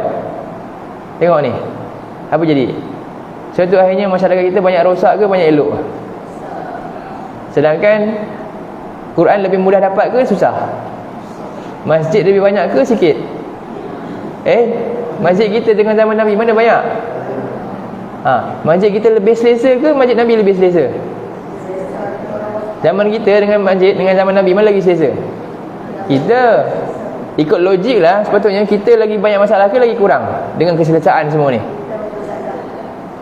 Ikut logik kita lagi kurang masalah lah. Sebab zaman Nabi Quran tak habis turun lagi. Faham tak? Quran tak habis turun lagi. Dah lah nak dapat Quran, mereka kena buat apa nak dapat Quran? Kita hari ni nak Quran, beli je. Tengok, tak kerti tajwid, ada je. Betul tak? Semua dah ada dah. Zaman dia Quran ikut keupayaan sahabat. Ada sahabat dia tak kerti tulis, dia buat apa? Dia terus hafal. Ada sahabat dia mampu tulis, dia cari apa? Dia cari kulit-kulit mana yang dia boleh, dia tulis je. Daun mana yang boleh, dia tulis je. Hari ni perlu tak buat semua tu? Jadi kalau ikut logik, kita senang dapat penawar ke atau mereka? Kita lah. Ni lagi. Tapi tengok penyakit lagi banyak ke lagi sikit? Kenapa? Kesedaran siapa? Kalau kesedaran orang yang tak belajar tak apa. Sebab dia tak belajar, sebab tu tak ada kesedaran. Kita yang dah belajar pun tak ada kesedaran, macam mana? Itulah problem dia kan. Kesedaran bagi orang yang dah tahu, tak ada kesedaran juga. Masalah lah kan. Jadi ni Doktor sepatutnya ramai tak lahir doktor yang bagi penawar. Kita lah, orang yang belajar Quran, dia doktor. Faham tak? Kita ni ahli Quran, dia doktor yang rawat penyakit iman manusia. Doktor. Tapi tak lahir doktor-doktor tu. Kan? Perlu ramai doktor tu. Doktor rawat penyakit fizikal ni ramai dah. Kan? Ortopedik ke ramai dah. Bahkan ada yang ramai jadi penganggur dah. Betul tak? Tapi doktor yang lahirkan ni untuk rawat masalah iman manusia dengan wahyu Allah, ada? Lahir tak? Ramai? Yang baca ramai lah. Baca buku kedoktoran ramai. Baca je buku kedoktoran. Contohlah kan, cuba bayangkan institusi perubatan yang nak lahirkan doktor tu, ramai dia, doktor dia hanya baca saja. Dia baca ontologi lah, apa lagi, istilah-istilah, tapi dia tak tahu apa-apa pun yang dia baca tu. Boleh tak dia jadi doktor nak rawat orang? Dan dia tak pernah pun keluar untuk buat test untuk rawat. Dia beri peluang. Boleh tak lahir doktor-doktor tu? Tak boleh. Macam tu juga Quran, hanya baca je. Tapi pernah tak dia, jom kita try ayat ni, jap kita sampaikan ayat ni, jom kita tadabbur sama-sama ayat ni. Ada tak pernah buat? Praktikalnya tak ada. Macam mana nak lahir doktor-doktor tu? Faham? Penyakit hati ni sedang banyak berleluasa. Penyakit fizikal manusia cuba rawat. Yang ni pernah rawat tak? Nak rawat dengan Quran lah. Tengok macam lelaki ni. Apa alasan dia? Apa alasan dia yang dia tak mampu buat? Tengok, dia ada apa? Lelaki ni dia ada apa? Dia ada rumah tak? Dia ada kelebihan apa berbanding kita yang dia boleh buat benda ni yang kita tak boleh buat? Faham? Lelaki ni datang dari hujung kampung, maknanya dia orang miskin. Dia bukan penduduk bandar. Dia bukan orang elit, dia bukan golongan elit, dia golongan marahin je, orang biasa je. Sebab tu dalam tafsir dia kata dia ni Habib An-Najjar, iaitu seorang lelaki yang dia tukang kayu je. Dia tukang kayu je. Dan dia orang yang datang dalam keadaan apa? Bayangkan orang biasa datang dengan orang kepada golongan yang elit, risiko dia apa? Risiko dia apa? Kalau kena maki je tak apalah, okey. Risiko dia apa? Ni dia datang kepada penguasa, ni golongan berkuasa. Apa risiko dia? Dia boleh kena tangkap, lepas kena tangkap dia boleh kena bunuh. Faham tak? Tapi dia datang dengan beritu berani, jas'a. Maknanya menunjukkan inilah kasih sayang dia yang sebenar. Dia sayang.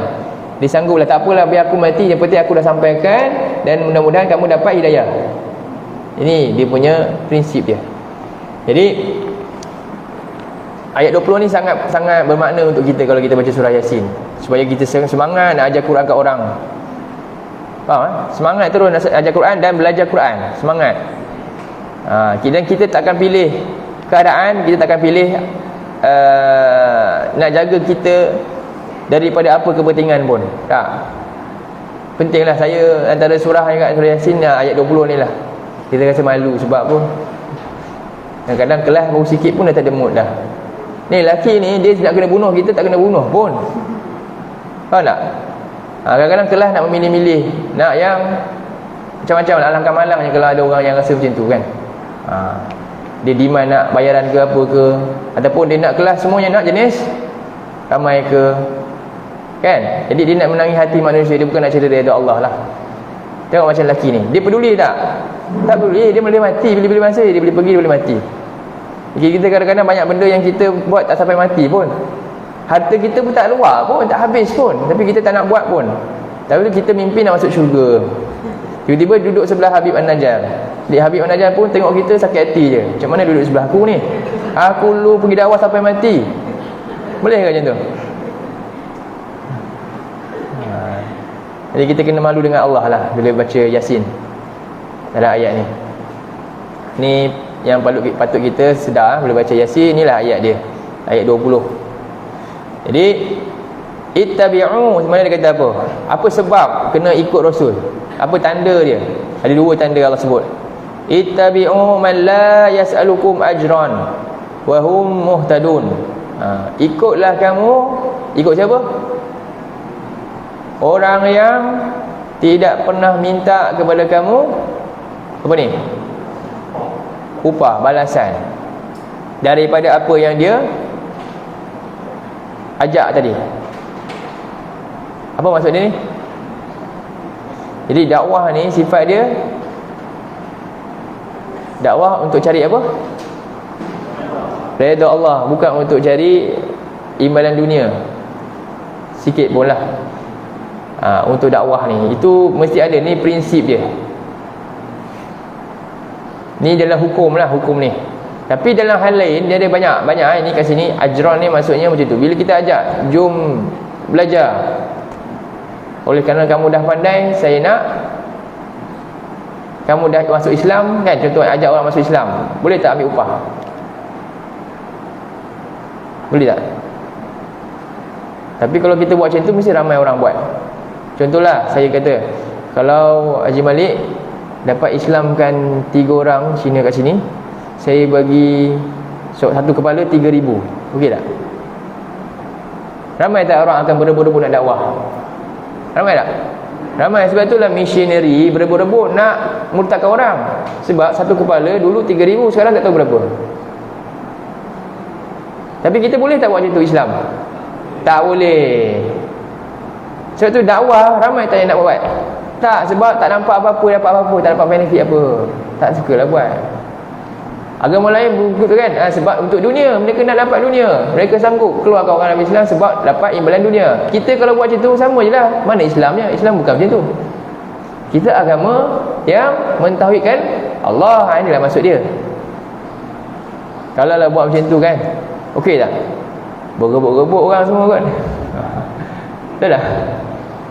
Ataupun saya kata macam ni lah, bukanlah kat Perdana Muslim kita kata macam ni. Kalau Abang Yusuf dapat 5 orang, apa dia?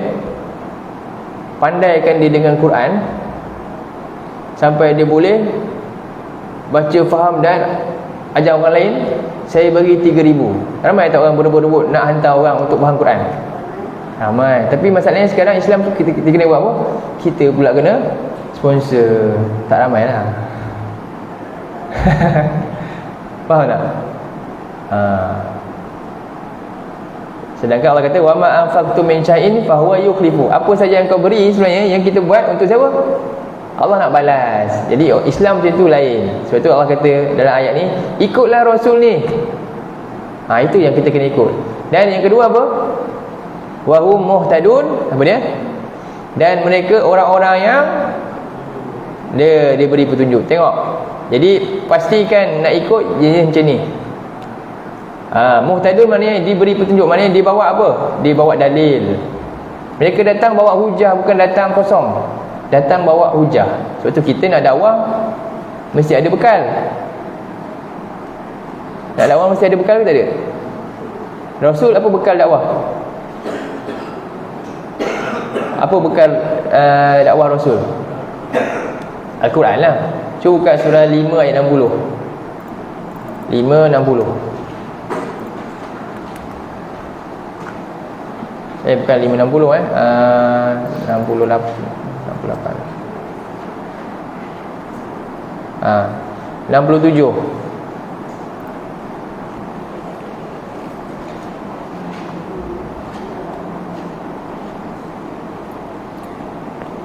Allah kata apa? Ya ayyuhar rasul, wahai rasul Nabi Muhammad, baligh, sampaikanlah ma unzila ilaika, apa yang telah diturunkan kepada engkau, min rabbika, dari Tuhan engkau.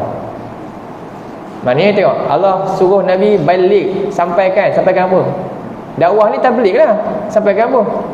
Jadi bila kita dakwah, selalunya dia dakwah sampaikan apa? Nak bayan apa? Ni banyak silap ni kat sini. Sampaikan apa? Sampaikan kata-kata saya. Betulnya sampaikan ayat-ayat Allah yang manusia tak sempat nak ambil tahu ayat Allah. Kitalah kerjanya menyampaikan. Kita penghantar surat-surat dari Tuhan ni kepada manusia dengan ayat-ayat ni. Malamnya kita tak buat. Dan kadang-kadang ada cetusan semangat nak dakwah, betul tak? Akhirnya ramai yang keluar dakwah, tapi dia cakap kosong je. Akhirnya manusia tak nampak juga dakwah kena pergi kat Quran, betul tak? Akhirnya dia dakwah ikut kumpulan siapa? Mari ikut kumpulan saya, kumpulan dakwah saya. Mari ikut kumpulan dakwah saya. Dakwah saya ikut bos saya ni, ikut ketua saya ni. Sepatutnya dakwah dengan ikut apa? Ayat Allah ni balik. Akhirnya manusia makin kenal Tuhan dengan ayat Allah tu, bukan kenal dengan cara lain. Malangnya kenapa tak mampu? Sebab kita sendiri tak mengilmui Quran. Tapi kita nak buat juga. Tak apalah, buatlah. Tapi akhirnya dia tak ikut jalan betul.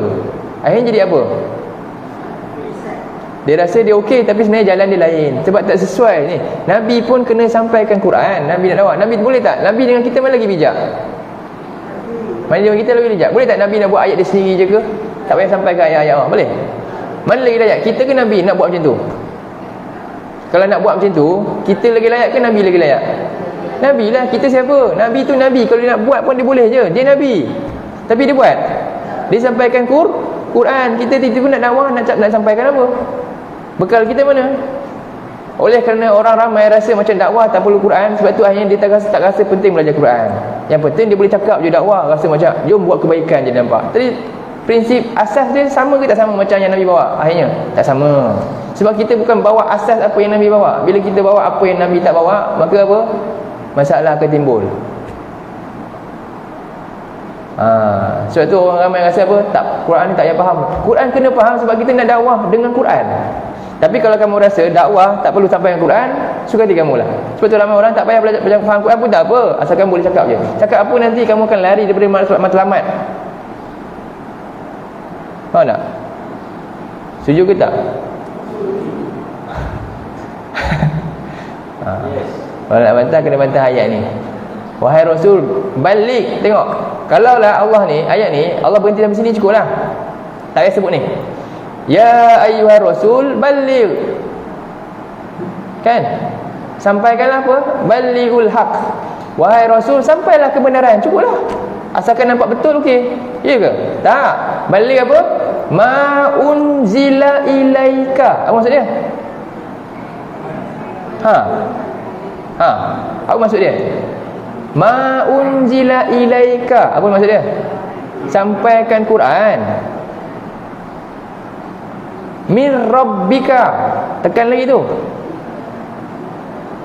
Dari siapa? Dari Tuhan engkau. Jangan sampaikan daripada siapa? Dari bos engkau, dari ketua engkau. Tak, dari Tuhan engkau. Pastikan dari Tuhan. Jadi para guru sepatutnya macam saya kan, ustaz yang ni, kita kena ajar apa yang datang dari Tuhan. Sebab tu semua mesti buka Quran. Betul tak? Kalau tidak, takut sampaikan benda lain ni. Mesti. Inilah kerja kita. Dan Allah kata apa? Wa illam taf'al fama ballaghta risalata. Kalau engkau tak buat, maka engkau tak layak untuk menjadi penyampai risalah ni. Tidaklah engkau sampaikan. Maka engkau tak disebut Rasul. Tak layak. Betullah, tanda kenabian ada berapa? Ada banyak kan? Tanda kenabian ada banyak tak? Banyak, ada ratus-ratus kan? Ada banyak. Tanda asas kenabian yang paling utama apa? Asas kenabian yang paling utama, satu tanda ni cukup untuk segala-gala tanda yang lain. Rasul Nabi SAW, Muhammad bin Abdullah kan, Rasulullah ni, dia itu tanda paling besar dia seorang Nabi. Apa dia? Ada tanda belakang ni. Ya, tu satu tanda kerasulan. Paling besar apa? Yang inilah dia sampai sekarang. Al-Quran. Al-Quran, tanda paling besar Nabi, Al-Quran. Lepas tu baru tanda-tanda lain. Faham? Jadi si tanda utama Rasul itu memang benar-benar Rasul ialah Al-Quran yang turun pada dia. Okey. Itu satu soalan. Soalan kedua, tanda umat Rasul benar-benar adalah umat Rasul tu, apa dia? Ya, mestilah pedulikan Quran, betul tak? Sebab Rasul dia tadi, tanda utama Rasul dia adalah Rasul sebab dia bawa Al-Quran. Tiba-tiba umat dia mengaku saya umat Rasul itu. Tengok Quran kamu mana? Tak ada. Macam mana? Faham tak? Mesti kita clear, benda ni mesti clear. Jadi ni kita kena, ni cabaran kita hari inilah. Kita kena perbaikilah sedikit demi sedikit. Jadi ikutlah ni Rasul yang mengharapkan hanya balasan Allah, dan dia datang dengan bawa petunjuk daripada Allah. Maka orang macam ni kita kena ikut. Okey. Yang kedua, kemudian apa? Baru dia kata, pertama dia datang bela Rasul, dia dakwah untuk ikut Rasul. Dan dia kata, kenapa kamu kena ikut Rasul? Sebab sifat dia macam ni. Kemudian dia kata apa? Wa ma liyala a'budul ladzi fatarani wa ilaihi turja'un. Apa maksud dia? Kalau jumpa wa ma liya, dan tidak patut, benar, aku tidak menyembah Tuhan yang mencipta aku dan kepadanya kamu dikembalikan. Tengok dia punya cara cakap. Tengok lelaki ni cara cakap dia macam mana. Sebab tu dia kata apa? Sebab dia kata macam ni, wa ma lakum la ta'buduna alladhi fatarakum wa ilaihi turja'un. Sepatutnya macam tu. Faham? Sepatutnya ni, li ni siapa? Li dia, diri dia ke? Sepatutnya apa? Wa ma lakum, tidak patut benar kamu tak sembah Tuhan yang cipta kamu, dan kepadanya lah kamu nanti dikembalikan. Betul tak? Sepatutnya kamu kan? Tapi dia sebut kamu tak? Dia kata apa? Dan tidak patut aku tak sembah Tuhan yang ciptakan aku, dan kepadanya tiba-tiba tukar, kamu dikembalikan. Kenapa dia kata macam tu? Faham tak ni? Macam ni kita kata, saya kata apa? Lauk ni sedap ni Cik Malik, kan? Sebetulnya saya kata apa? Cik Malik rasalah ni. Tidak patut Cik Malik tak rasa ni. Sedap sangat ni. Dan nanti rasa sedap ni akan dapat faedah balik pada Cik Malik. Tapi saya tak kata macam tu. Saya kata apa? Tidak patut saya tak rasa makanan ni, sebab makanan ni sangat sedap, dan nanti rasa sedap ni akan dapat pada Cik Malik. Macam tu. Tiba-tiba Cik Malik last pula. Pelik tak? Faham? Kenapa ni? Kenapa? Sepatutnya tidak patut kamu lah, sebab dia cerita kat dia orang yang tak sembah, dia sembah. Betul tak? Maknanya apa? Inilah kaedah dakwah. Betul, saya selalu cakap bahaskan siapa? Kita ataupun saya. Sebab saya tak nak seolah-olah nak hukum orang-orang kat depan saya. Saya tak nak macam tu. Sebab semua kita baik, nak kebaikan. Faham? Ni sebab tu macam tu. Dan tidak patutlah aku, dia kata. Jadi dia seolah bahaskan diri dia, kalau buat tak patut. Jadi ni lunak tak maksud dia? Lunak lah. Kalau dia kata kamu, melenting lah. Faham? Ini satu lagi bentuk dia. Satu dakwah ni apa? Bawa keutamaan dakwah ni, itulah kita bawa. Kita sebut halim maknanya apa? Antara halim, Allah halim, Nabi Ibrahim halim, Nabi Muhammad halim. Apa maksud halim? Kita kena faham sifat Allah halim tu. Halim ni maknanya apa? Allah halim sebab halim ni maknanya penyabar sebenarnya. Sabar dalam sudah apa? Sabar dalam mulut, dia boleh balas tapi dia tak balas. Dan dia bukan balas, dia buat apa? Dia bagi kebaikan pula. Nabi Ibrahim contohnya, kan? Nabi Ibrahim, ada tak kisah negeri yang Nabi Ibrahim keluar, negeri tu diazab Allah? Ada tak? Last Nabi Ibrahim lepas kena bakar, apa berlaku pada negeri dia? Tak sebut apa-apa pun. Nabi Ibrahim tak sebut apa-apa pun. Dia kata inni muhajirun ila rabbi sayahdin. Lepas dia kena bakar, lepas tu dia selamat, semua orang tak lewat apa kat dia. Kalau dia doa sikit je, hancur kan? Boleh hancur tak? Hancur lah, api pun sejuk sebab dia. Tapi dia balas tak? Dia tak sebut apa, dia kata dia sedih je, macam tu je. Aku nak pergi keluar lah, orang penduduk ni tak nak aku. Aku nak hijrah kat Tuhan ku, mudah-mudahan dia dapat bagi aku hidayah yang lain. Dan dia pergi dengan amal macam tu je. Dia boleh balas? Tak. Dia halim. Sebab tu Allah kata Nabi Ibrahim ni halim, salah satu dalam ayat lain. Nabi Muhammad halim juga. Masa dekat Taif, Nabi kena apa? Nabi pergi, dia berjumpa pemimpin-pemimpin Taif. Bukan orang lain pun, ada kaitan-kaitan dengan dia. Dia ajak untuk apa? Apa kata? Sokong dia. Sebab dia nak dakwah kat ni, sokong dia. Tengok apa? Nabi beritahu kedatangan aku ni jangan beritahu kat orang ramai Nabi bimbang juga kan. Nabi beritahu ni, Nabi bagi senyap. Tapi mereka ni apa? Buat khianat. Dia kata, ni dia panggil, suruh orang semua tengok ni Rasul ni. Dan Nabi pun keluar, dalam keluar semua orang baling batu semua sampai Nabi darah-darah, sampai Nabi pun duduk rehat dekat keluar daripada tu kan.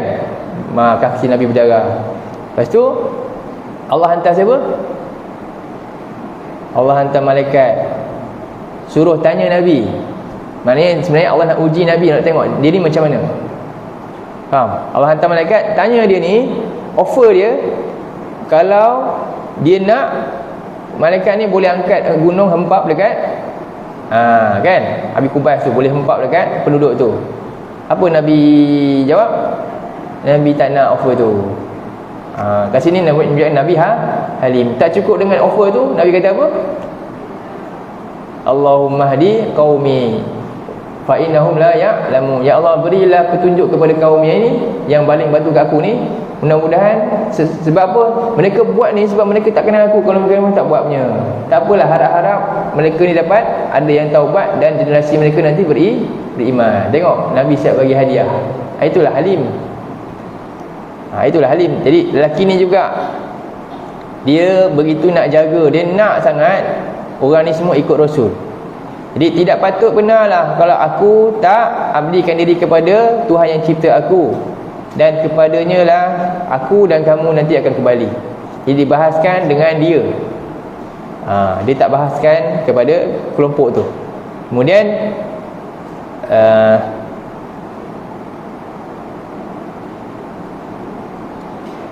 saya skip ni Okey, terus ayat 23 dengan 24. Tengok lagi sekali dibahas.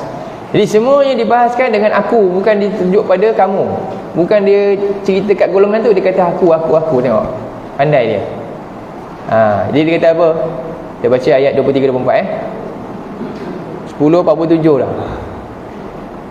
Okey, attakhidhu min dunihi alihatan yuridni ar-rahmanu bidurrin la tuqni anni syafa'atuhum syai'an wa la yunqidhun.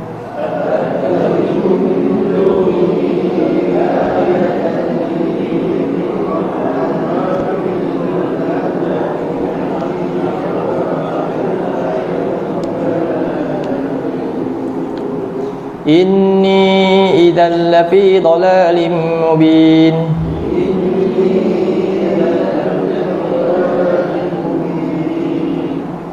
Attakhizu, patutkah aku mengambil selain daripada Allah alihah, tuhan-tuhan, sembahan-sembahan.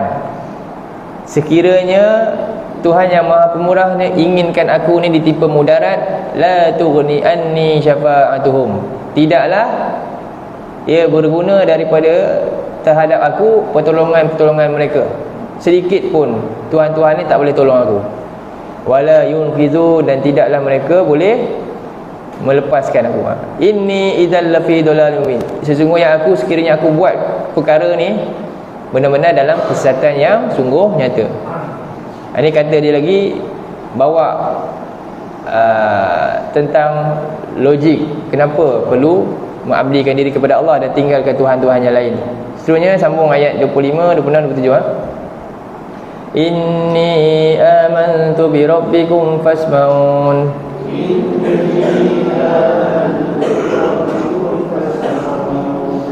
Jadi setelah dia jelaskan hujah dia, mengajak mentauhidkan Allah tu, lalu dia kata apa? Sesungguhnya aku beriman kepada Tuhan kamu. Fasma'un, maka dengarlah. Tengok, sesungguhnya aku beriman kepada Tuhan. Tuhan siapa? Sepatutnya apa? Sesungguhnya aku beriman kepada Tuhan akulah, kan? Inni amantu bi rabbi. Tapi tengok, sesungguhnya aku beriman kepada Tuhan menunjukkan apa? Ni tunjukkan apa? Maknanya kita selalunya kita letak agama ni eksklusif untuk siapa? Ayat Yasin aja tak agama eksklusif untuk dia? Tak. Macam agama ni milik siapa? Oh, satu pihak tertentu sahaja ke? Tak. Ni dia nak ajar ni. Jadi aku beriman kepada Tuhan. Ya, maksudnya sebenarnya ada Tuhan aku dan kamu maksudnya. Dia sebut Rabbikum saja, maknanya Rabbi wa Rabbukum. Faham? Aku beriman kepada Tuhan aku dan Tuhan kamu. Ini sebagaimana kata siapa? Nabi Isa. Cuba tengok Nabi Isa kata apa. Surah 3 ayat 50. Ha. 51. Innallaha Rabbi wa Rabbukum. Salah kalau kita ni Tuhan orang Islam ke apa juga. Kena semua Allah ni cipta semua. Semua yang dia ni pencipta kepada kita semua. Faham?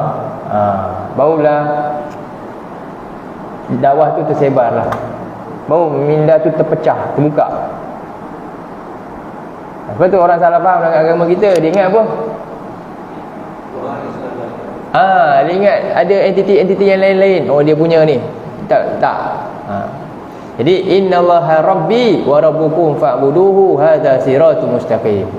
Jadi inilah kata-kata dia.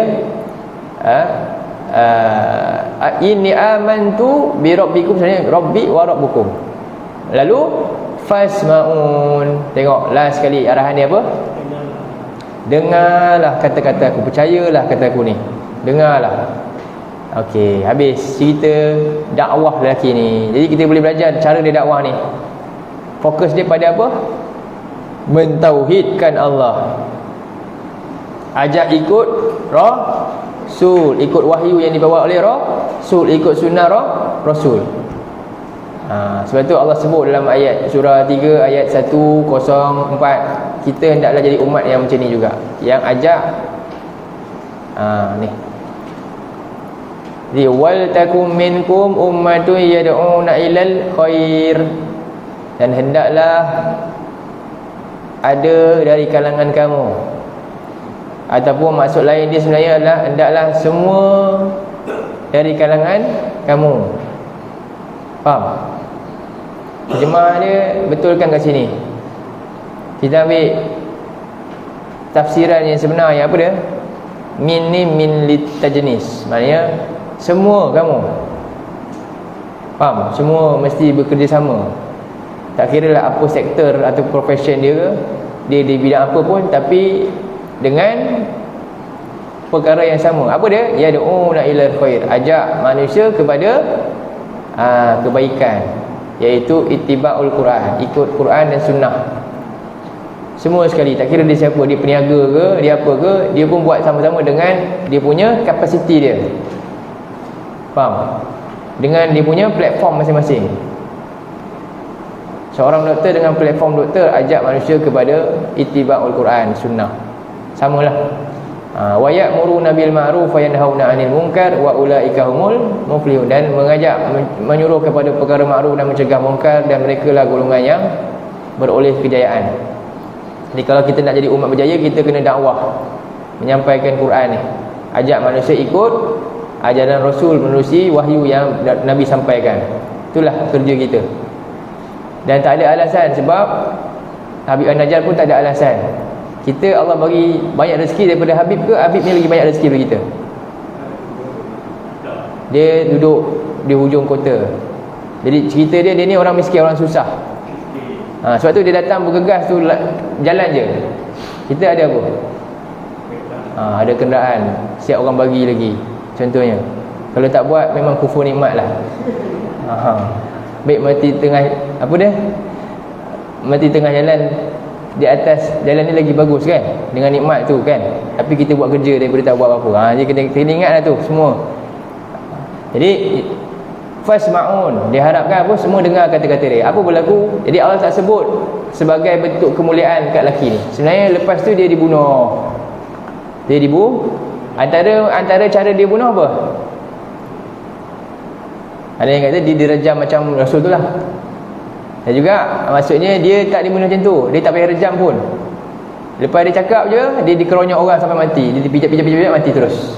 Lepas dia cakap ni, dia pergi kat golongan tu, kerana dia ni lebih hina lah. Rasul tu kira dia orang tangkap dulu kan, dia ni kelas bawahan lagi, dia terus kat situ juga, pijak macam tu je, mati. Jadi dia pijak sampai mati. Tapi Allah tak sebut pun apa yang jadi pada dia. Tapi Allah sebut apa? Ya, ini maknanya apa keadaan dia lepas dia mati. Maknanya tak peduli dah mati dia tu terseksa macam mana pun, tak ada. Allah kata tak, sebenarnya seolah tak ada apa-apa pun. Orang mati syahid ni kena pancung ke apa ke, seolah macam tak ada apa-apa pun. Cuma Allah beritahu, yang ini yang kamu patut terus tengok. Apa dia? Qila dukhulil jannah. Kita baca ayat ni. Qila dukhulil jannah. Qala ya laita qaumi ya'lamun. Bima ghafara li rabbi wa ja'alani minal mukramin.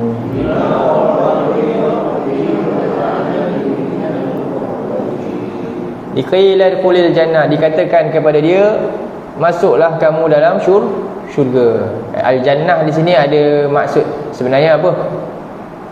Syurga kat mana? Dalam kubur dia.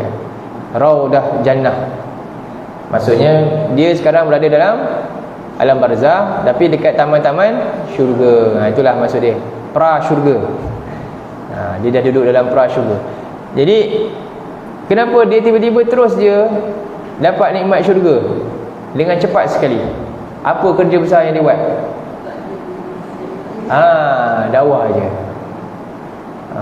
Ada tak orang tu dia bangun tahajud seorang-seorang malam-malam ke apa, pergi pulang dari masjid, lepas tu dapat macam ni juga, qila dukhulil jannah, tiba-tiba. Ada tak dalam Quran sebut macam tu? Sebab nak harap amalan sendiri kita pun tak tahu.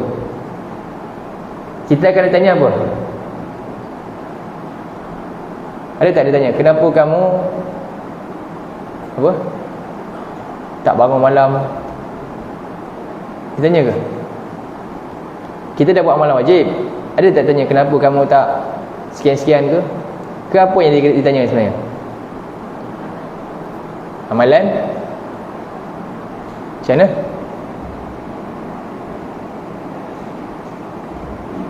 Kita akan ditanya bila? Ni tentang ilmu kita ni. Faham? Apa yang kita buat, sampai ke tak sampai? Kebenaran yang kita tahu tu kita bagi tahu ke tak? Walaupun dia rajin solat apa semua, tapi apa? Dia tak sampai ke kebenaran. Dia ini seolah menyembunyikan kebenaran. Dan ini menyebabkan ramai orang nanti apa? Sangkut dia. Sebab dosa berlaku, punca siapa? Dosa kan, maksiat berdosa, apa punca?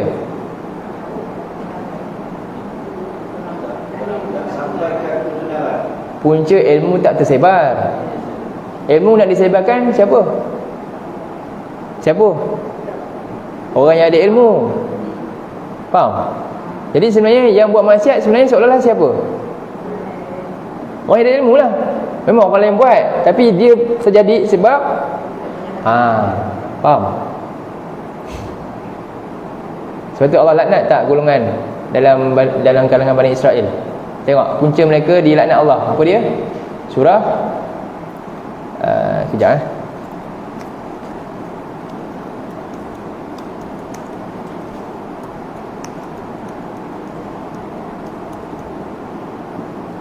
Al-Maidah ayat 79.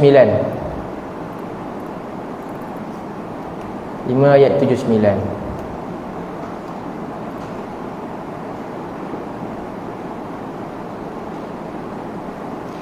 Ayat 78 tu lah kata apa? Lu'inal ladzina kafaru min bani Israil ala lisani Dawud wa Isa bin Maryam. Telah dilaknat orang-orang yang ingkar dari kalangan Bani Israel sendiri melalui siapa? Siapa yang laknat dia sendiri? Siapa yang kecam mereka? Bukan orang lain. Nabi mereka sendiri, Nabi Daud sendiri kecam dia, dan Nabi Isa pun kecam mereka sendiri. Kenapa mereka dikecam oleh seolah-olah macam ni? Kita anak tu dia kena kecam bukan dengan orang lain, bukan orang luar. Siapa yang kecam? Anak dia buat benda buruk, netizen kecam kan? Okey lagilah netizen kecam, netizen tak kenal dia. Tengok-tengok siapa yang kecam dia? Bapak dia sendiri kecam dia juga. Faham? Macam tu. Bapa dengan mak dia kecam dia juga. Macam tu. Jadi ni umat ni siapa yang kecam? Bukan orang lain, bukan orang luar. Siapa? Seolah bapa dia itu Nabi dia sendiri kecam mereka. Kenapa? Zalika bima asaw wa kanu ya'tadun. Kenapa? Disebabkan mereka ni derhaka, banyak buat maksiat asaw, dan mereka melampaui batas. Kenapa jadi maksiat banyak dan sampai banyak pelampauan dalam batasan ni, dalam hukum ni? Sebab ni punca siapa ni? Punca dia mereka ni lah. Kanu, sebab mereka la yatanahawna an munkar fa'aluh. Mereka tidak berlarang-larang sesama sendiri. Ni. Mereka tak ada dakwah, tak tegur. Senyap je, biar je. Buat hal sendiri saja. Pergi solat sendiri saja. Nak faham Quran, faham sendiri saja. Semuanya. Jadi sebab tu mereka dilak. Nah, jadi seolah-olah nak beritahu golongan yang inilah punca kepada maksiat yang golongan ni. Faham? Faham tak? Jelas tak ayat ni? Boleh faham? Okey tak? Jadi labi sama kanu ya'malun. Amat buruk perbuatan yang mereka buat. Apa dia? Mereka buat perbuatan apa yang buruk? Apa perbuatan buruk kita?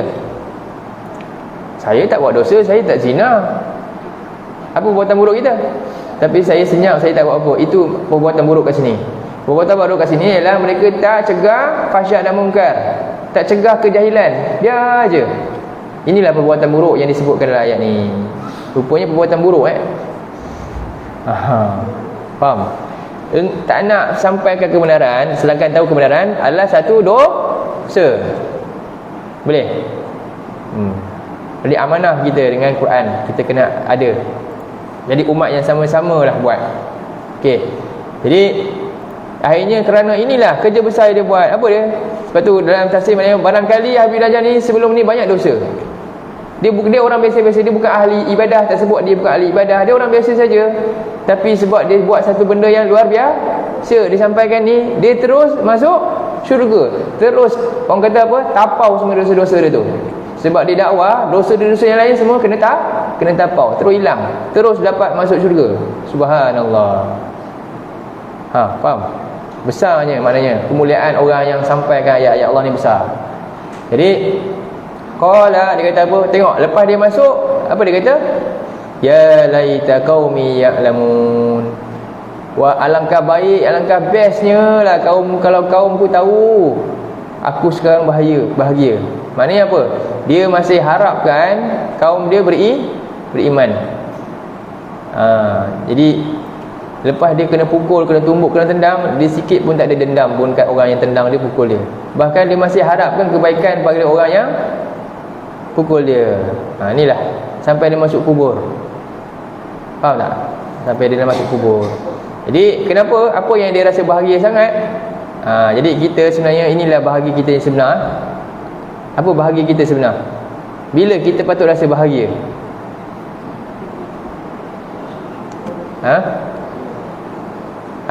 Tak. Bila ni dapat keampunan Allah. Bima ghafarali Rabbi. Disebabkan aku dakwah tadi, aku diampunkan Tuhanku. Itu maksud dia. Disebabkan aku sampaikan tadi, aku akhirnya dapat keampunan Tuhanku. Dia sempat tak istighfar? Sempat tak? Kan? Tapi dia buat ikhlas kerana Allah ni. Wa ja'alani minal mukramin. Dan dia menjadikan aku termasuk dari kalangan orang-orang yang dimuliakan. Sebab apa dia dapat kedua kedudukan ni? Dosa ampun dan dimuliakan. Maksudnya masuk syurga lah. Sebab syarat nak masuk syurga, dihapuskan dosa. Apa jalan kita nak dihapuskan dosa? Dakwah, sampaikan kebenaran kerana Allah. Sebab kita nak harapkan kita punya amalan sendiri ni, kita kena sedar diri juga, kan? Jadi kita banyak kena buat, banyak menyumbang. Antaranya dakwah lah. Itulah surah Yasin ni punya apa ni. Okey, inilah surah Yasin. Kisah kisah dia kisah seorang lelaki tu. Jadi kita berhenti sampai sini dululah. Yang ayat seterusnya nanti kita sambung pada pertemuan yang akan datang. Kronologi ringkas kisah Ashabul Qaryah. Pertama kita tengok sikit ringkas. Allah mengutuskan 2 orang rasul ke dalam sebuah negeri yang telah rosak akidah dan akhlaknya.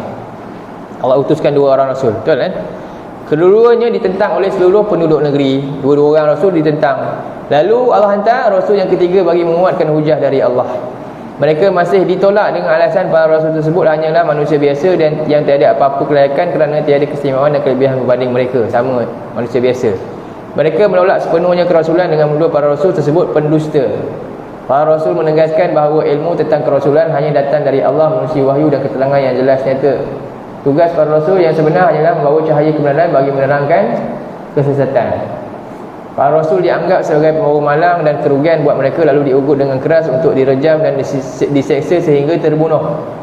Para rasul dengan tegar menjawab, sungguhnya kerugian sebenar ialah kesyirikan dan kesesatan yang berada dengan mereka, kerana hal tersebut akan menjerumuskan mereka kekal dalam neraka.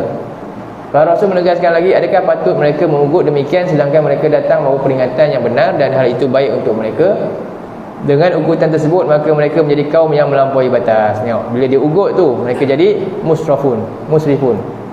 Lalu datang seorang lelaki biasa dari sebuah tempat yang jauh dari kota yang dengan bergegas mengatakan agar mereka mengikuti para rasul tersebut. Kerana ciri-ciri kerasulan mereka sangat ketara, iaitu mereka tidak berdakwah untuk meraih keuntungan dunia dan mereka membawa petunjuk hujah dan fakta yang jelas. Lelaki tersebut mengucapkan ucapan yang penuh adab dan santun dengan tidak cela mereka, namun menunjukkan contoh kepada dirinya sendiri. Ini tadi yang kita bincang. Dengan berkata, patutkah aku tidak menyembah Tuhan yang menciptakan aku sedangkan aku kelak akan mati dan kembali kepadanya? Patutkah aku menjadikan selainnya daripada sebagai tempat tumpuan hajat dan ibadatku, sedangkan sekiranya Tuhan yang Maha Pemurah ingin memberikan mudarat kepadaku, semua makhluk tersebut tidak akan dapat menolongku sedikit pun dan juga tidak dapat melindungi dan menyelamatkan aku. Kalaulah aku melakukan hal seperti itu, sudah pasti aku berdalam kesesatan yang nyata. Oleh kerana itulah sekarang ini dengan yakinnya aku beriman kepada Tuhan yang menciptakan kamu semua serta aku. Ni Rabbi wa Rabbikum. Tadi ayat tadi. Maka dengan nasihatku, dengarlah nasihatku ini dengan mengikuti dan mentaati para rasul itu. Ini kata Habib An-Najjar tu. Lelaki itu berada syurga dengan rahmat Allah disebabkan tekadnya menyambung lisan Rasul untuk berdakwah serta istiqamah di atas jalan Allah. Tengok, dia dapat syurga dengan jalan ni. Allah menggambarkan ikhlas dan cintanya lelaki itu untuk menyelamatkan kaumnya, sehingga ketika dia telah dimasukkan ke dalam syurga Allah, dia berkata apa? Alangkah baiknya kalau kaumku mengetahui nikmat ni. Dah mati pun masih harap lagi tu. Nikmat yang tertinggi yang dikecapinya ialah beroleh keampunan dan kemuliaan di sisi Allah. Inilah kisah yang sepatutnya wadrib, apa dia? Yang ketuk perasaan kita, ya Allah. Dan kita harap kan dapat masuk syurga. Antara orang yang kita nak jumpa siapa? Tentulah Nabi Muhammad kita nak jumpa. Lagi satu kita nak jumpa siapa? Saya nak jumpa lelaki ni. Tak nak jumpa ke? Kita harap dapat jumpa lelaki ni dalam syurga juga. Hebatnya kerja dia, kita nak tengok dia, nak peluk dia juga, sebab dia buat kerja yang bagus besar. Tak nak ke? Inilah interaksi kita dengan Quran. Ni kisah benar. Ni kisah benar. Jadi mudah-mudahan ayat ni dapat apa kata? Kita jiwai dah kisah ni. Inilah Yasin yang sebenar sepatutnya kita faham dan menyebabkan kita semangat nak belajar Quran, nak ajar, nak sampaikan, nak ajak ikut Rasul. Dan yang kita rasa kerdil sangat kan, kita ni tak ada tipu apa-apa pun, nikmat cukup banyak, dan kita pun tak sampai mudarat besar pun, tak dibunuh orang pun, tapi kita tak mampu nak buat. Kerdilnya kita berbanding lelaki ni kan. Sedangkan kita tatap kisah dia setiap minggu kadang-kadang, tapi kisah dia tak ada langsung perasaan pada hati kita. Begitu kerasnya kita si pembaca Yasin. So bayangkan, kita baca ayat Allah dalam keadaan hati kita sangat keras, tak ada apa-apa perasaan pun. Berulang-ulang kaji baca, tak ada perasaan langsung pada kisah ni. Sepatutnya kita kena ubah. Dirawatlah hati kita yang sedang sakit ni dengan Al-Quran, dengan cara tadabbur ni. Jadi mudah-mudahan dapat manfaat daripada apa yang saya sampaikan pada pagi ini. Jadi insya-Allah kita bertemu lagi bila entah. Ramadan aja ke cikgu? Nanti saya confirmkan baliklah kalau nak tarikh tu Minggu keempat kan. Buat waktu samalah. Kan? Ke nak buat waktu sahur? Sebelum sahur. Sebelum sahur. Tahu dia.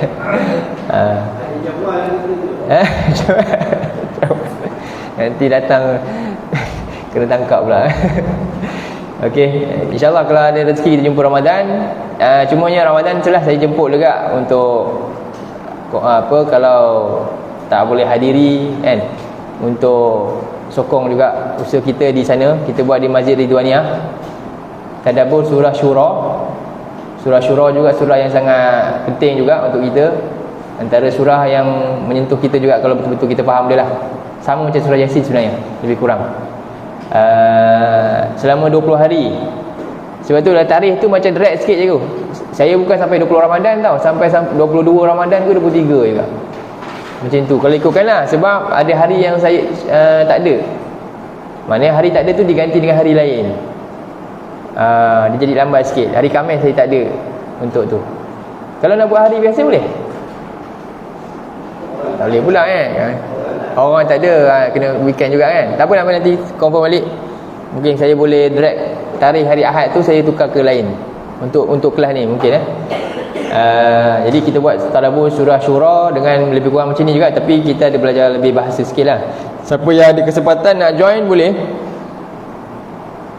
Kalau tak dapat datang full pun tak apa, datanglah untuk lagi kan, dapat nota juga. Ada nota lah, nota hand out juga macam ni lah, lebih kurang. Hari Ahad depan dah mula dah di Masjid Ridwaniyah, Dewan Masjid tu. Nanti iklan saya bagi kat cikgu, dan kita ada yuran lah kat situ, sebab kena bayar dengan masjid. Sewa pun 2,000 pun lebih kurang lah, kena bayar dengan dia kan. Kita minta sumbangan lah, yuran juga, ataupun infak lah untuk hadiri. Tiap-tiap hari. Ya, tiap-tiap hari lah Ramadan. Dia Ramadan mesti luar biasa daripada hari biasa. Kalau hari biasa kita dengan Quran seminggu sekali, Ramadan kita dengan Quran hari-hari ya. Sebab Ramadan bulan Quran. Kan? InsyaAllah Qul qawli hadza wa astaghfirullah azim li wa lakum wa billahi taufiq hidayah. Allahumma ja'al hadza jama'ana jama'al marhuma wa tafarraqna min ba'dihi tafarraqan ma'suma. Allahumma inna na'udzubika minal arba' wa min ilmin la yanfa' wa min qalbin la yakhsha' wa min nafsin la tashba' wa min da'watin la yustajabu laha. Rabbana hab lana min azwajina wa dhurriyyatina qurrata a'yun waj'alna lil muttaqina imama. Allahumma ij'alil qur'ana rabi'a qulubina wa nura sudurina wa jalaa'a ahzanina wa dhahaba humumina wa humumina. Allahumma arhamna bil Qur'an waj'alhu lana imama wa nuran wa hudan wa rahmah. Allahumma dzakkirna minhu ma nusina wa 'allimna minhu ma jahilna warzuqna tilawatahu ana al-laili wa atrafan nahar waj'alhu lana hujjatan ya rabbal alamin. Rabbana atina fid dunya hasanah wa fil akhirati hasanah wa qina azaban nar. Wa sallallahu ala nabiyyina Muhammad wa ala alihi wa sahbihi wa sallam. Walhamdulillahi rabbil alamin wa billahi taufiq wa hidayah. Wassalamualaikum warahmatullahi wabarakatuh.